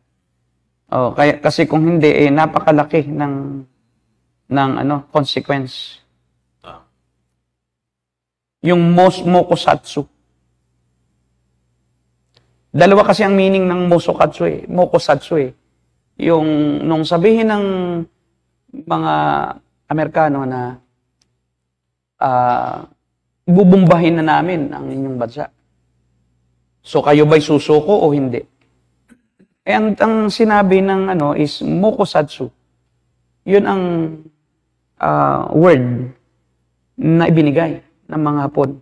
Yung dalawang meaning, una, to ignore or to treat with silence. Pwedeng ayaw namin o pwedeng maghintay lang kayo ng sagot. Kaya ito yung sinasite ng historical accounts. Yan. So, yung mokusatsu ay ultimatum demanding unconditional surrender na misinterpret naman ng mga allies, ng mga allied forces. So, sabi ng iba, justified, sabi naman ng iba, baka talaga namang nag-iisip pa lang. Pero still, there is doubt. Mahalaga sana na decisive yung word, yung interpretation. Kasi maaaring maghintay nga. So, hindi na nakahintay. Bombayin. Ini-ignore nyo, ha? Baka naman delaying tactic nila eh. Pwede rin. Parang lang din yun, parang panlalansi, no? Na kunyari ay, sige, maghintay kayo. Pero may gagawin din sila na mas malala. So, kaya nga, yung decision nila na bombahin ang Hiroshima at Nagasaki, justified naman. Ayon sa mga historians. Kasi kumbaga, may kasalanan din yung mga Hapon. Ba't naman yun ang word na ginamit nyo? Di sana sinabi nyo na lang, suko na kami, wag nang yung bombahin. Mas malinaw sana. We give up. Dapat ganon. We surrender. Hindi. Kaya dahil sa taas ng pride ng mga Hapon. Kaya di ba, noong kanilang salakayin ang, yung sa Pearl Harbor na pelikula, no? Bagamat depiction lang iyon, nung pagsalakay ng mga tora-tora na plane ng mga Hapon. Pero mo, tora-tora lang sila eh. Di ba yung mabagal lang na eroplano compared sa mga eroplano na mga jets ng Amerika, di ba? Pero kasi hindi akalain ng Amerika na Surprise. yung taas ng pride ng hahantong doon na parang tatalunin mo ako, higanti ako, parang ganoon Parang akala niya biro-biro lang Kasi akala parang friendly lang, friendly drill, parang friendly air drill. Kaso pagtapat sa mga barko ng sa Hawaii, pinaulan na ng bomba. Siyempre, hindi ka ready. Hindi ka ready. Paano mo lalabanan? Hindi ka handa. Hindi naman nakakasa yung mga yung mga malalaking armas ng Amerika. Hindi naman nakakasa. Nagkataon yung iba, naglilinis. O hindi yung bala, ay mabibigat yung mga bala. Pero Pastor, makikita natin yung superiority ng Japan noon pagdating sa navigation dagat, no? Kasi yung Yamato, yung pandigmaan nila talagang nahirapan ang Amerika. Magaling sila sa water. Opo. Pero hindi mas magaling sa Amerika, kaya nga natalo sila. Natalo pa rin sila. Kumbaga, mas lamang ng konti dahil sila ay nasa ring of fire Kumbaga, dagat na yung paligbot Tsaka po nauna sila Nauna silang nakagawa ng mga barko. At saka pinaghandaan din naman talaga ng Japan yan. Yun. Pero may isang dahilan yan na ako lang nakakaalam. Kung bakit binomba ng Hapon ang Amerika na biglaan. Mayroon niyang mystery na nadaanan ko sa aking research. Na hindi ako paniniwalaan din ng iba pag sinabi ko. Kasi ang mga strategists, yung mga military strategists, parang nonsense Parang pagpapakamatay yung ginawa ng Hapon. Kumbaga talagang walang sense na bakit bigla na lang nilang nilabanan ng Amerika, kakampi naman. Kumbaga sa point of view ng isang military strategist, talo talaga. Bakit ganun? So, meron siyang motibo na hindi alam ng iba. Kumbaga, kasi lahat ng aksyon ng tao, meron diyang either motibo na nakatago o isang motibong talagang sadyang pinapaalam niya kung bakit. Yung motibo ng mga Hapon, nakatago yun. Kaya misteryo pa rin sa mga military strategists kung ba't niya ginawa yun. Na alam naman nilang hahantong talaga yan sa ganyan na kamatayan nila. Nakita mo mga Japanese ngayon, they are rarely displaying yung military powers. Kasi nga, na sila kumbaga parang nadala na sila. Nadala na. Ayaw na nila makipag-away. Ayun po. Defense na lang sila Defense lang lagi. But they focus more on technology. Kaya tinan mo kagagaling nila pagdating sa car making, shipbuilding, elevator building. Magagandang elevator sa Japan makikita. Mga quality, matibay. Pero pagdating lang talaga sa relihiyon, kawawa. Kahit nga mayaman ka, kahit na matalino ka, kung sa impyerno ka rin pupunta, useless. It's better na mahirap lang ako, pero sa langit ako. Kaysa maging mayaman ako, sa impyerno naman ako. So, ganun ang Hapon. They are rich, they feel superior than others, but they are hopeless spiritually. And they will be spending their eternity in hellfire. And that's useless. Futile. Futile ang kanilang buhay sa lupa. Kahit yung mga military grandmasters, sila Napoleon Bonaparte, sila Alexander the Great. Sabi nga nila useless lahat. Solomon, sabi niya, useless. Vanity. Everything is vanity. Even if you own all things, if you have all power, if you have all knowledge, if you have all wisdom, even if you are the most intelligent person on earth, everything is vanity. Kaya futile ang magtuon ng atensyon sa mga bagay na panlupa nang hindi ka maglalaan ng atensyon mo sa mga bagay na panlangit. And then, Maniniwala ka na rin lang, bakit di ka pa magsaliksik kung alin ang pinakatama? Meron naman tayong common sense eh. O bakit di ka magsaliksik? Bakit ka magtitiis doon sa isa lang? Walang option. Tayo nga, ang dami nating option sa buhay. Let's say if you are going to have a business, you have many options. Either dito ka mamumuhunan o dito o dito. Meron kang feasibility study. Pero pagdating sa reliyon, huwag niyo akong pakialamanan. Hindi ako mag-aaral. Ba't ganon? Hindi Diba? lang talagang pinaniwalaan. So kung tunay kang matalino, lalo nang dapat mong paghandaan, yung pagpunta mo kung saan pa kabila.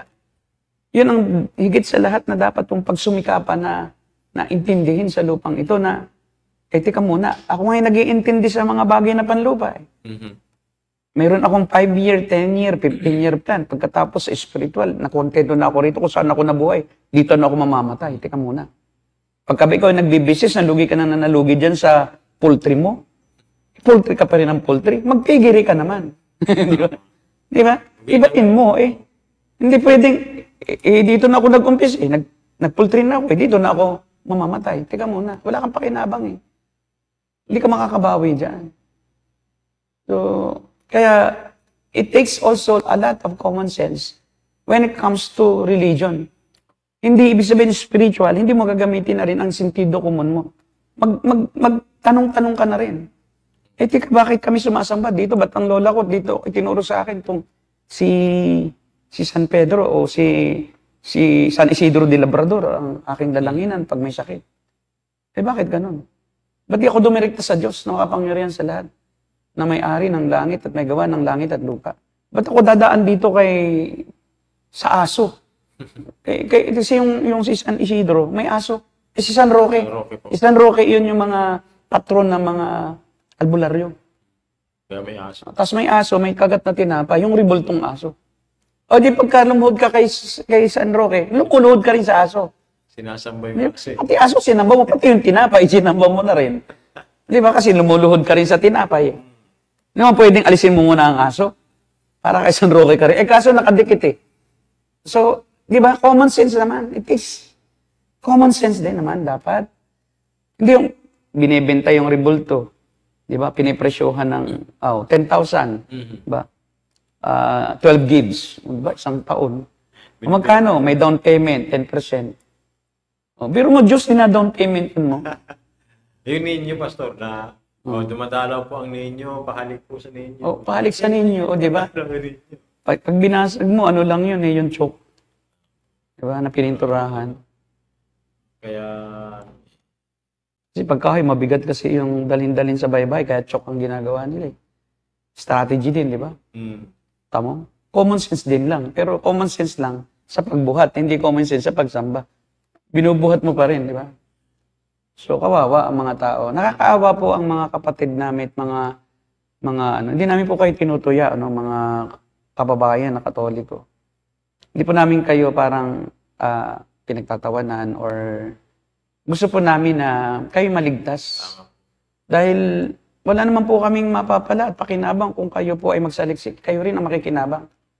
Kasi wala naman po kaming mapapala dyan, di ba? Ito pong podcast namin, wala naman kayo mapapala dito. Tulad po dito sa podcast namin, hindi po namin ito minomonetize.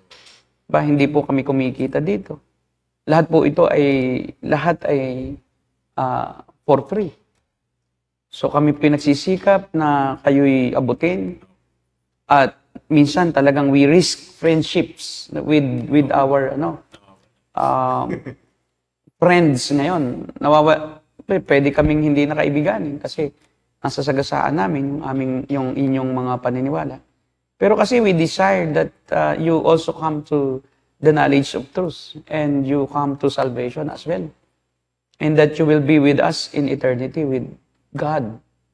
And we will spend eternal bliss, not together, in fellowship with God the Father, God the Son, and God the Holy Spirit, and together with all the saints, with those who are saved by grace. Ang kaligtasan po ay hindi sa gawa.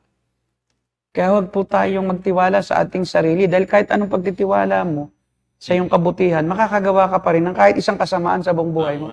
And only one sin can forfeit salvation.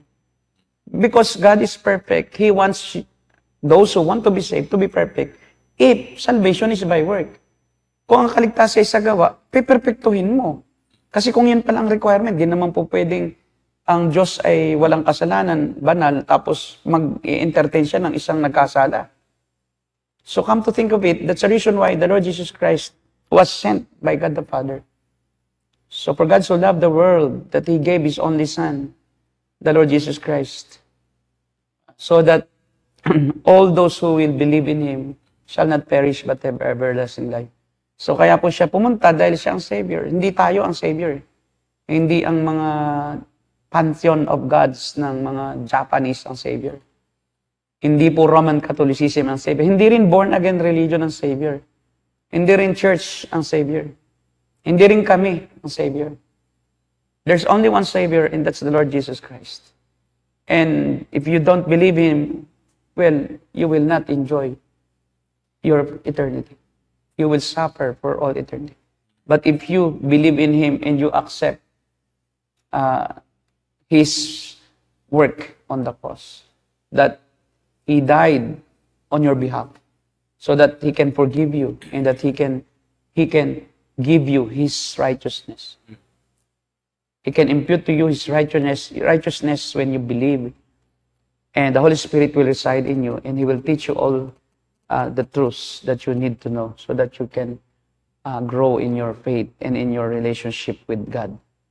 Because if you accepted God the Son, you have accepted God the Father. So, Jesus and the Father are one. Whatever you do with the Lord Jesus Christ will determine the acceptance or the denial of the Father. Kung dinay mo si Christ, God the Father will deny you. But if you accepted Christ, not by word of mouth, but in your heart, that He can save you, that He can prepare for your salvation. And that He has already prepared a place for you. So that when you die, you are going there. So if you believe in that, then you are going to heaven with us who also believe in Christ. And God the Father will accept you. So kaya po, yun po ang aming nais ng aming puso, na kayo po ay makaunawa. At kayo po ay makasama namin sa walang hanggang. Mga kaklase ko sa Mount Carmel High School, no? Probably may mapadaan dito, mga friends ko pa rin, na mga kasamahan ko sa Mount Carmel High School Infanta. So ako po'y lumuluhog sa Diyos on your behalf. Nawa kayo'y kaawaan ng Diyos. Kasi kami po ay mga, kami mga KL, Kabataang Lingkod. Dati po. Kami po ang pinapapanalangin, no? Binabasa ang panalangin sa simbahan, panalangin ng bayan. Kami ang naglilinis ng simbahan, yung luhuran. Yan ang trabaho ko eh. Kasi tuwing Sabado, andyan ako sa simbahan dahil ako ay walang tuition eh. Scholar ako ng Mount Carmel. So yun ang aking part, yung maglinis ng simbahan tuwing Sabado. Pupunta ako sa bayan, maglilinis ako. Kaya pagka tuwing Linggo, nakatingin ako sa mga luhuran at pag mayroong tumapak, sama ang loob ko. So tuwing Linggo, ang dami kong sama ng loob. Dahil tumitingin ako sa mga nilinis ko, tinatapakan ng mga manang. Sabi ko, luhuran, dyan po tatapakan. So lalo ako nagkakasala. Dahil nasasaktan ako pagka yung aking inayos ay dinudumihan. Kaya I believe that even if I was inside the church all the time, our school is just adjacent to the church. Kaya pagkalimbang nakakabingi talaga eh. Kasi katabi ng rooms namin yung kampanaryo eh. At talagang titigil ka. Di ba? Hindi na ka na magtutuloy. Dadasalin namin yung tatlong ama namin, 10 Abagi ng Maria at 3 luwalhati. Glory be at isang glory be. So kaya, yun, memorize lang namin yan. Kaya, pero memorize nga namin, pero ako, I don't understand. Hindi ko naunawaan yung aking minimemorize. It's possible that you know many things about God, and you know, and you have memorized many Bible verses, but it is possible that you don't understand anything about those verses or any hint of truth, hindi mo alam. And yun ang aking noon, sitwasyon. Nag-aaral nga ako sa Mount Carmel, mga madre at pari, ang aming kaholubilo, ang aming tuwing umaga, nagsisermon yung madre na principal, di devotion, wala naman kaming maintindihan. Ako, wala akong naintindihan. Pero mataas ang pride ko, biro mo, mga pare nga kasama namin. Kaya pa nung ako ay pumunta ng Quezon, ng Katakian, I was 18 years old na nung nakarating ako doon. Kaya nung makarating ako doon, ang tingin ko sa mga pastor, mas mataas pang aral ko sa inyo eh.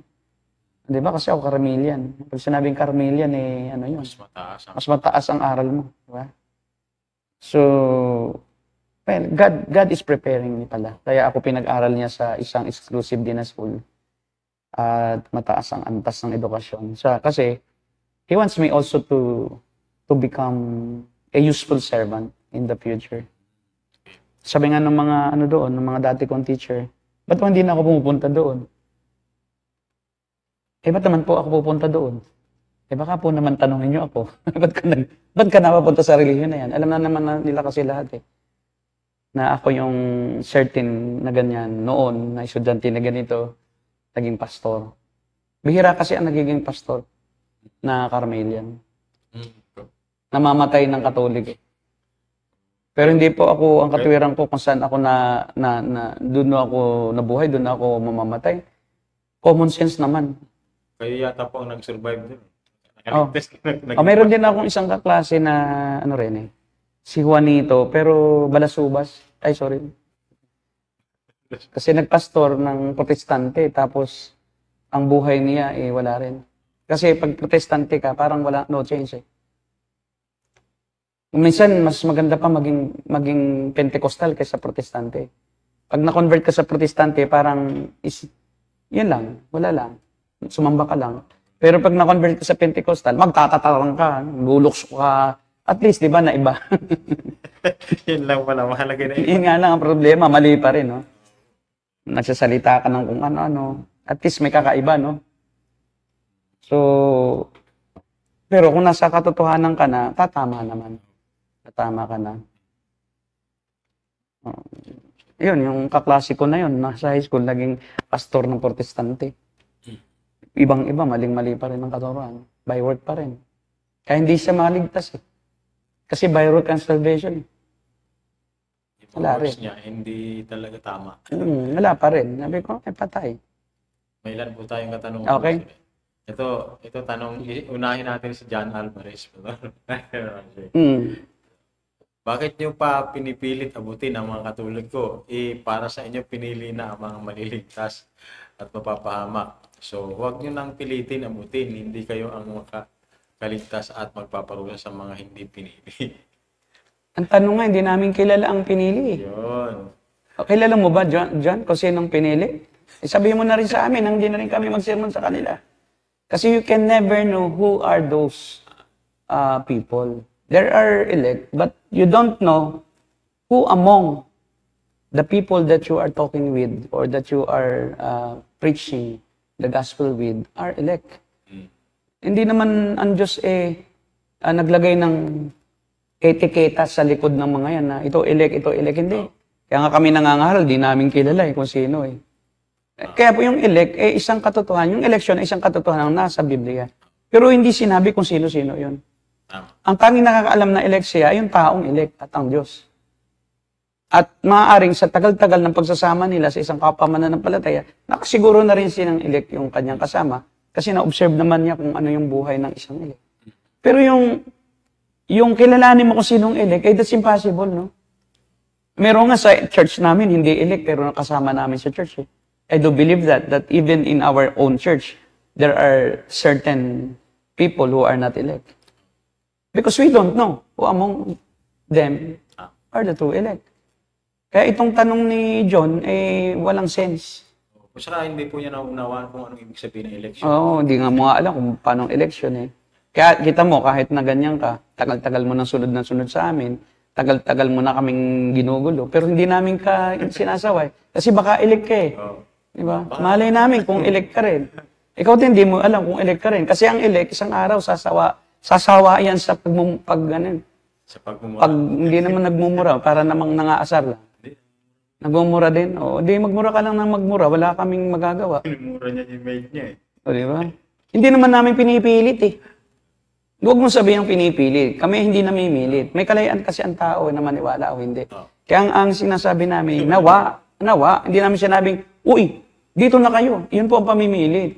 Hindi yun. Hindi naman namin sinabing mag-join kayo sa amin. Sinasabi lang namin, timbangin ninyo.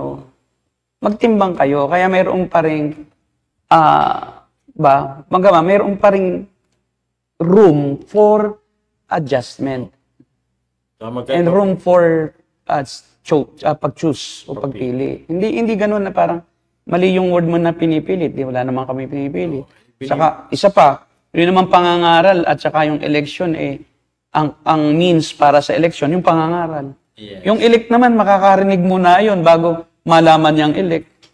Kasi yung election ay mayroon din kasangkapan ang Diyos eh. Yes. Para matupad yun eh. Hindi naman rin sabihin, elect eh. Pag mo ng pangaralan, elect naman yan eh. Eh paano nga yun na ma-elect kung di nga napangaralan? O paano malamang elect? Yung pag-share ng gospel, yun yung means ng Diyos. Oo. Para yung elect ay Makaunawa. makaunawa. So paano niya malalamang elect siya kung di siya napangaralan? Eh kung naligtas yun, di niya alam, ay di hindi siya ligtas, di nga niya alam eh. Wala namang naligtas na hindi niya alam in some way na ligtas siya. O, di ba? So kaya yun po. Kaya John Alvarez, ikaw pa naman ay Alvarez. Magaling sa basketball yun. Si Moon Alvarez. Hindi, si, ano yun, yung may tawag sa kanya eh.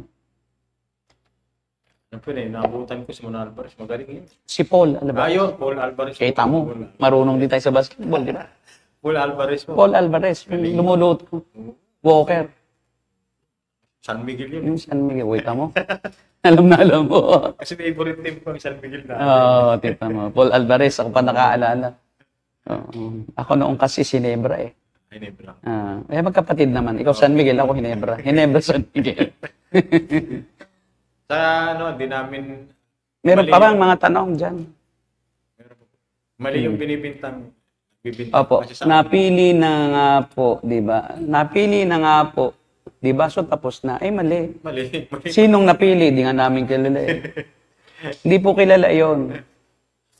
Mali yung... Maari nga sa mga Shintoist, may pinili rin, di ba? Oo. Kaya nga natatalakay natin itong ganitong mga paksa, no? Kasi maaaring may inaabot ang Diyos na isang Shinto or in the future dahil na-save ito sa YouTube, no? Maaaring may isang Japanese na napapunta sa Pilipinas, marunong managalog na after 10 years mabubuksan pa niya itong YouTube video na ito na naka-upload ngayon. I-upload sa YouTube ni Brother RJ.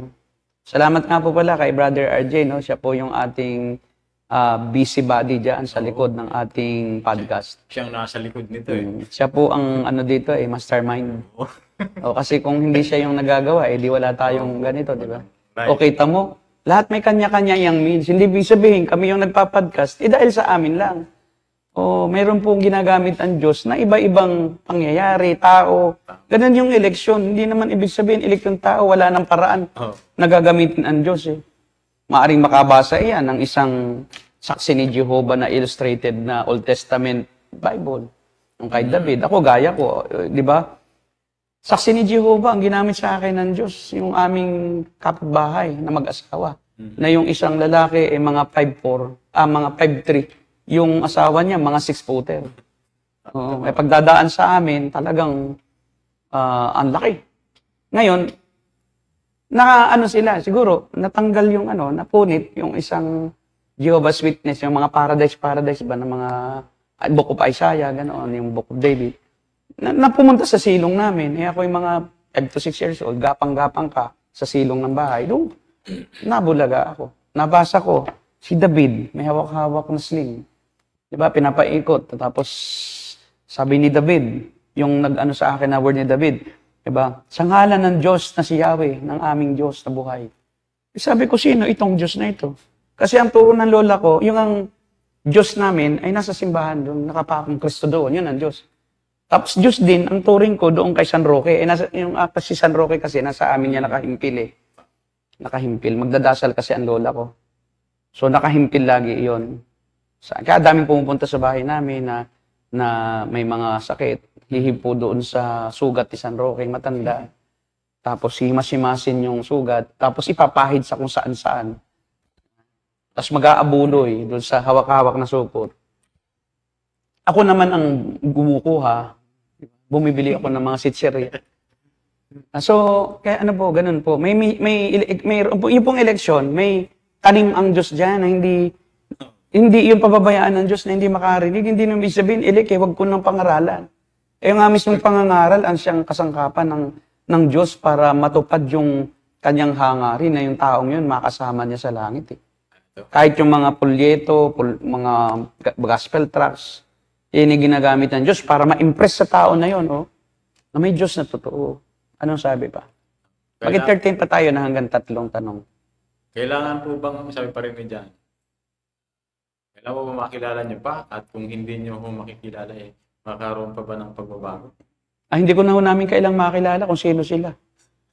At saka kahit di po namin makilala sila, kung sila ay hinipo ng banal na espiritu habang kami nangangaral, babaguhin yun kahit di namin kilala. May iba-iba. Kahit di namin alam, kahit saan pa siya naroon.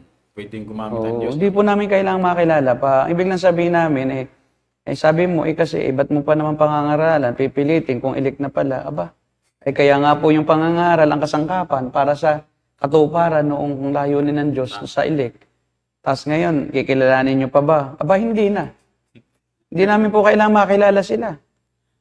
Maaari yung pong makikinig nito at manonood nito 10 years from now, ito ang gamitin ng Diyos para sa Kanya, para siya ay makakilala sa Panginoon.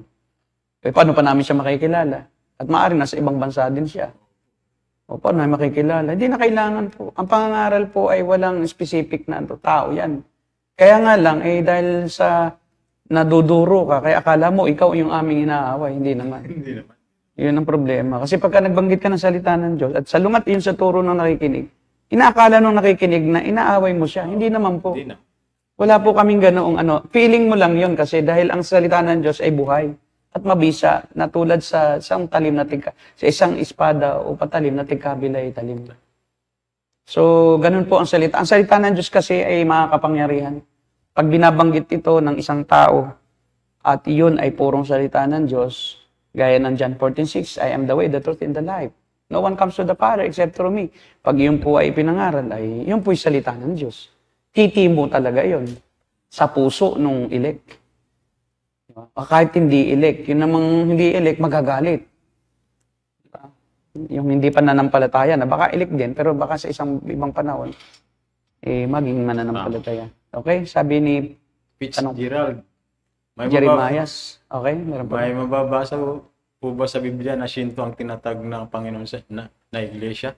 Wala naman kaming tinuturo dito na Shinto ang itinatag. Wala po. Wala pong mababasa sa Biblia. Mag-umpisa po kayo sa umpisa ng aming pong podcast. Baka ngayon lang nakarating dito.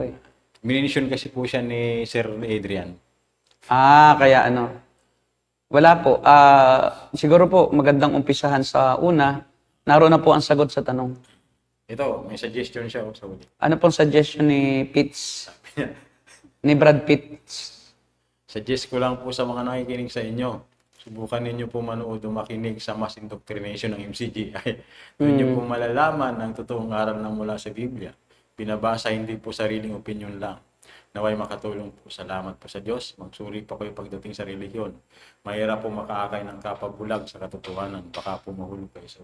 Tama po. Kami po yung laging nakikinig. In fact, ako po ay tagapakinig, taga-subaybay ng MCGI. Kaya alam ko na lahat. Puro kasinungalingan yan Dahil kung hindi ako nakikinig at nanonood kay Soriano, hindi ko malalaman na si Soriano bulang mangangaral Bulang mangangaral po yung Soriano. Si Soriano, nabading, di ba? Paano ko malalamang bading siya kung di ako nag-observe sa kanyang mga sinasabi? Na welcome sa inyo yung mga bading at mga tumboy. At saan ba kayo rito? Di ba? So, kaya po alam ko na po ang katuruan. Ang katuruan ni Soriano kay Kristo, si Kristo ay hindi tunay na tao Phantom lang yung kanyang kanyang katawan. Bakit ko alam? Kasi po ako ay fan. Diba, fan po ako ni Soriano nung buhay pa. Kahit nung patay na, magaling si Soriano sa memory. May photographic memory. Pag nabasa niya, memorize na niya. Pero hindi po yun ang dahilan, ang pamantayan para masabing yung tinuturo niya totoo. Porque O, magaling o porque magaling ba mag-memorize, totoo na ang tinuturo. Porque pastor, bawat salita ng Diyos ang Hindi, tsaka po yung salita naman yan ng Diyos, ay ang tawag doon sa ginagawa ni Soriano ay cherry picking. Ba, pulot ng mga talata sa Biblia, pinagdudugtong-dugtong na parang Frankenstein. Tapos akala mo, pare-pareho ang sinasabi. Ang context, hindi naman. out of context. Out of context lahat ang mga pinagsasasabi. So, ang Diyos daw ay may kamay din at may matris din. Dahil anak daw si Jesus O, nagmula daw sa sinapupunan ng Ama. Abay, may sinapupunan ng Ama. O, lumalabas na ang Diyos ay may nagpa-change sex pala yun. Oo. Di ba? Mali. Hindi po kami naniniwala dun sa mga ngaral na nagpo-promote. Baka ngayon lang tayo napanood ni Pitts. Opo. Yun, siguro ngayon lang na manood ka uli, no? At nang malaman natin kung totoo ba talaga kung gusto niyo po, talakayin muli namin yung mga katuruan ni Soriano. Pwede. O, di ating ibalik. Pwede po, pastor. Di ba? Balik natin. For the sake na yung mga bago makasunod. Opo. At kasi pailaliman na yan Matagal yung mga na. katuruan. Medyo matagal. Soriano Kaya sorry po. Sorry. Yan, 1 John 4:1, puro naman cherry picking na naman. Bawat Banggit ng talata, di naman sila yon pinatutungkulan. Sakit lang yung ulo. Sige po, magpaalam muna tayo at sa susunod ay ating bakit daw walang sinapupunan ang Diyos? Figure of speech lang. Kasi hindi kasi marunong ng mga figurative language si Soriano Pag nabasa, akala literally. Ang sinapupunan, hindi ibig sabihin literal na yung bahay bata. Pag sinabing sinapupunan, it is used as a symbolism para doon sa pagiging malapit. Diba? Sa pagiging kaisa, sa pagiging kasama. Hindi yung, matris ang Diyos. Yung pala, bago ipanganak ni Maria, naman sa matris na rin ang Diyos. Dalawa ng matris ang dinaanan ni Jesus. Diba? Ang ina din niya, yung Diyos din, ina din Diyos. May ama at may inang Diyos. May ina ring Maria kasi kung ang Diyos ama din naman ay may dinala rin sa sinapupunan niya. Kasi sabi niya, literal, bakit ba walang sinapupunan ng Diyos? Ay kung ang Diyos ay may sinapupunan, hindi yun Diyos. Ang Diyos ay Espiritu. Wala nga laman at buto ang Espiritu, di ba? Kaya lang, binibigyan siya ng tinatawag na mga katangian ng tao. Ang tawag po diyan, kapatid, anthropomorphism. Yan po'y anthropomorphismo o paggamit ng isang na manunulat ng Biblia ng mga figura ng pananalita upang kanyang ma-relay ng kanyang mensahe na sa isang paraan na mas nakakaakit sa pandinig. Matilinghaga. Pero hindi ibig sabihin, literal yun. Kayo pala, di pag sinabing may mata ang Diyos, di salungat na dun sa sinabing ang Diyos ay Espiritu at walang laman at butong Espiritu. Salungat, di ba? Ba't sinabi ng iba, hindi maiksi ang kamay ng Diyos upang ikiabutin? Hindi po yung napakahabang kamay mula sa langit, napakahaba naman noon. Aabutin itong lupa, no? Literal ba yun na kamay? Ang kamay po ay simbolismo sa pagkalinga. Kasi pagka iyong ang iyong kamay, ibig sabihin, concern pa doon sa tao. O di may pakpak din ang Diyos dahil sabi doon, lulukuban ko kayo ng aking malabay na pakpak, sabi sa El Shaddai doon sa awit na 99 ba yun, 98. O di yung Diyos din pala, parang ibon din, may pakpak. Yan po hindi po literal na pakpak. Zoomorphism po yun. Zoomorphism. Animal. Morphism in the likeness of an animal. Ano ibig sabihin na ang Diyos ay may pakpak, parang may pakpak? Di ba yung agila, o kahit anong ibon, yung pakpak ay simbolismo ng pagkalinga sa kanyang inakay. Kapag umuulan, pinatakpan niya ng pakpak. Yun ay pag-iingat lang ng Diyos. Hindi yung literal na kamay. Kaya hindi ko mo sinabi sa Biblia, may matris ang Diyos. Literal nga may matris. Di hindi na espiritu ang Diyos dahil may matris na pala. At saka hindi na siya lalaki. Babae na rin. Di sa inyo pala, may literal na babaeng Diyos, may lalaki. Sa bagay, bading nga pala ang inyong kinikilala siyempre, bading din ang Diyos. Okay, so tayo po muna yung magpaalam at tayo lalaot ng lalaot. Hindi tayo makarating sa ating islang pupuntahan Dahil balik ng balik tayo sa Pampang. So kung gusto nyo pong makasunod, ay maaga po kayo naman. Kasi Opo. nagsimula po kami ng alas 8.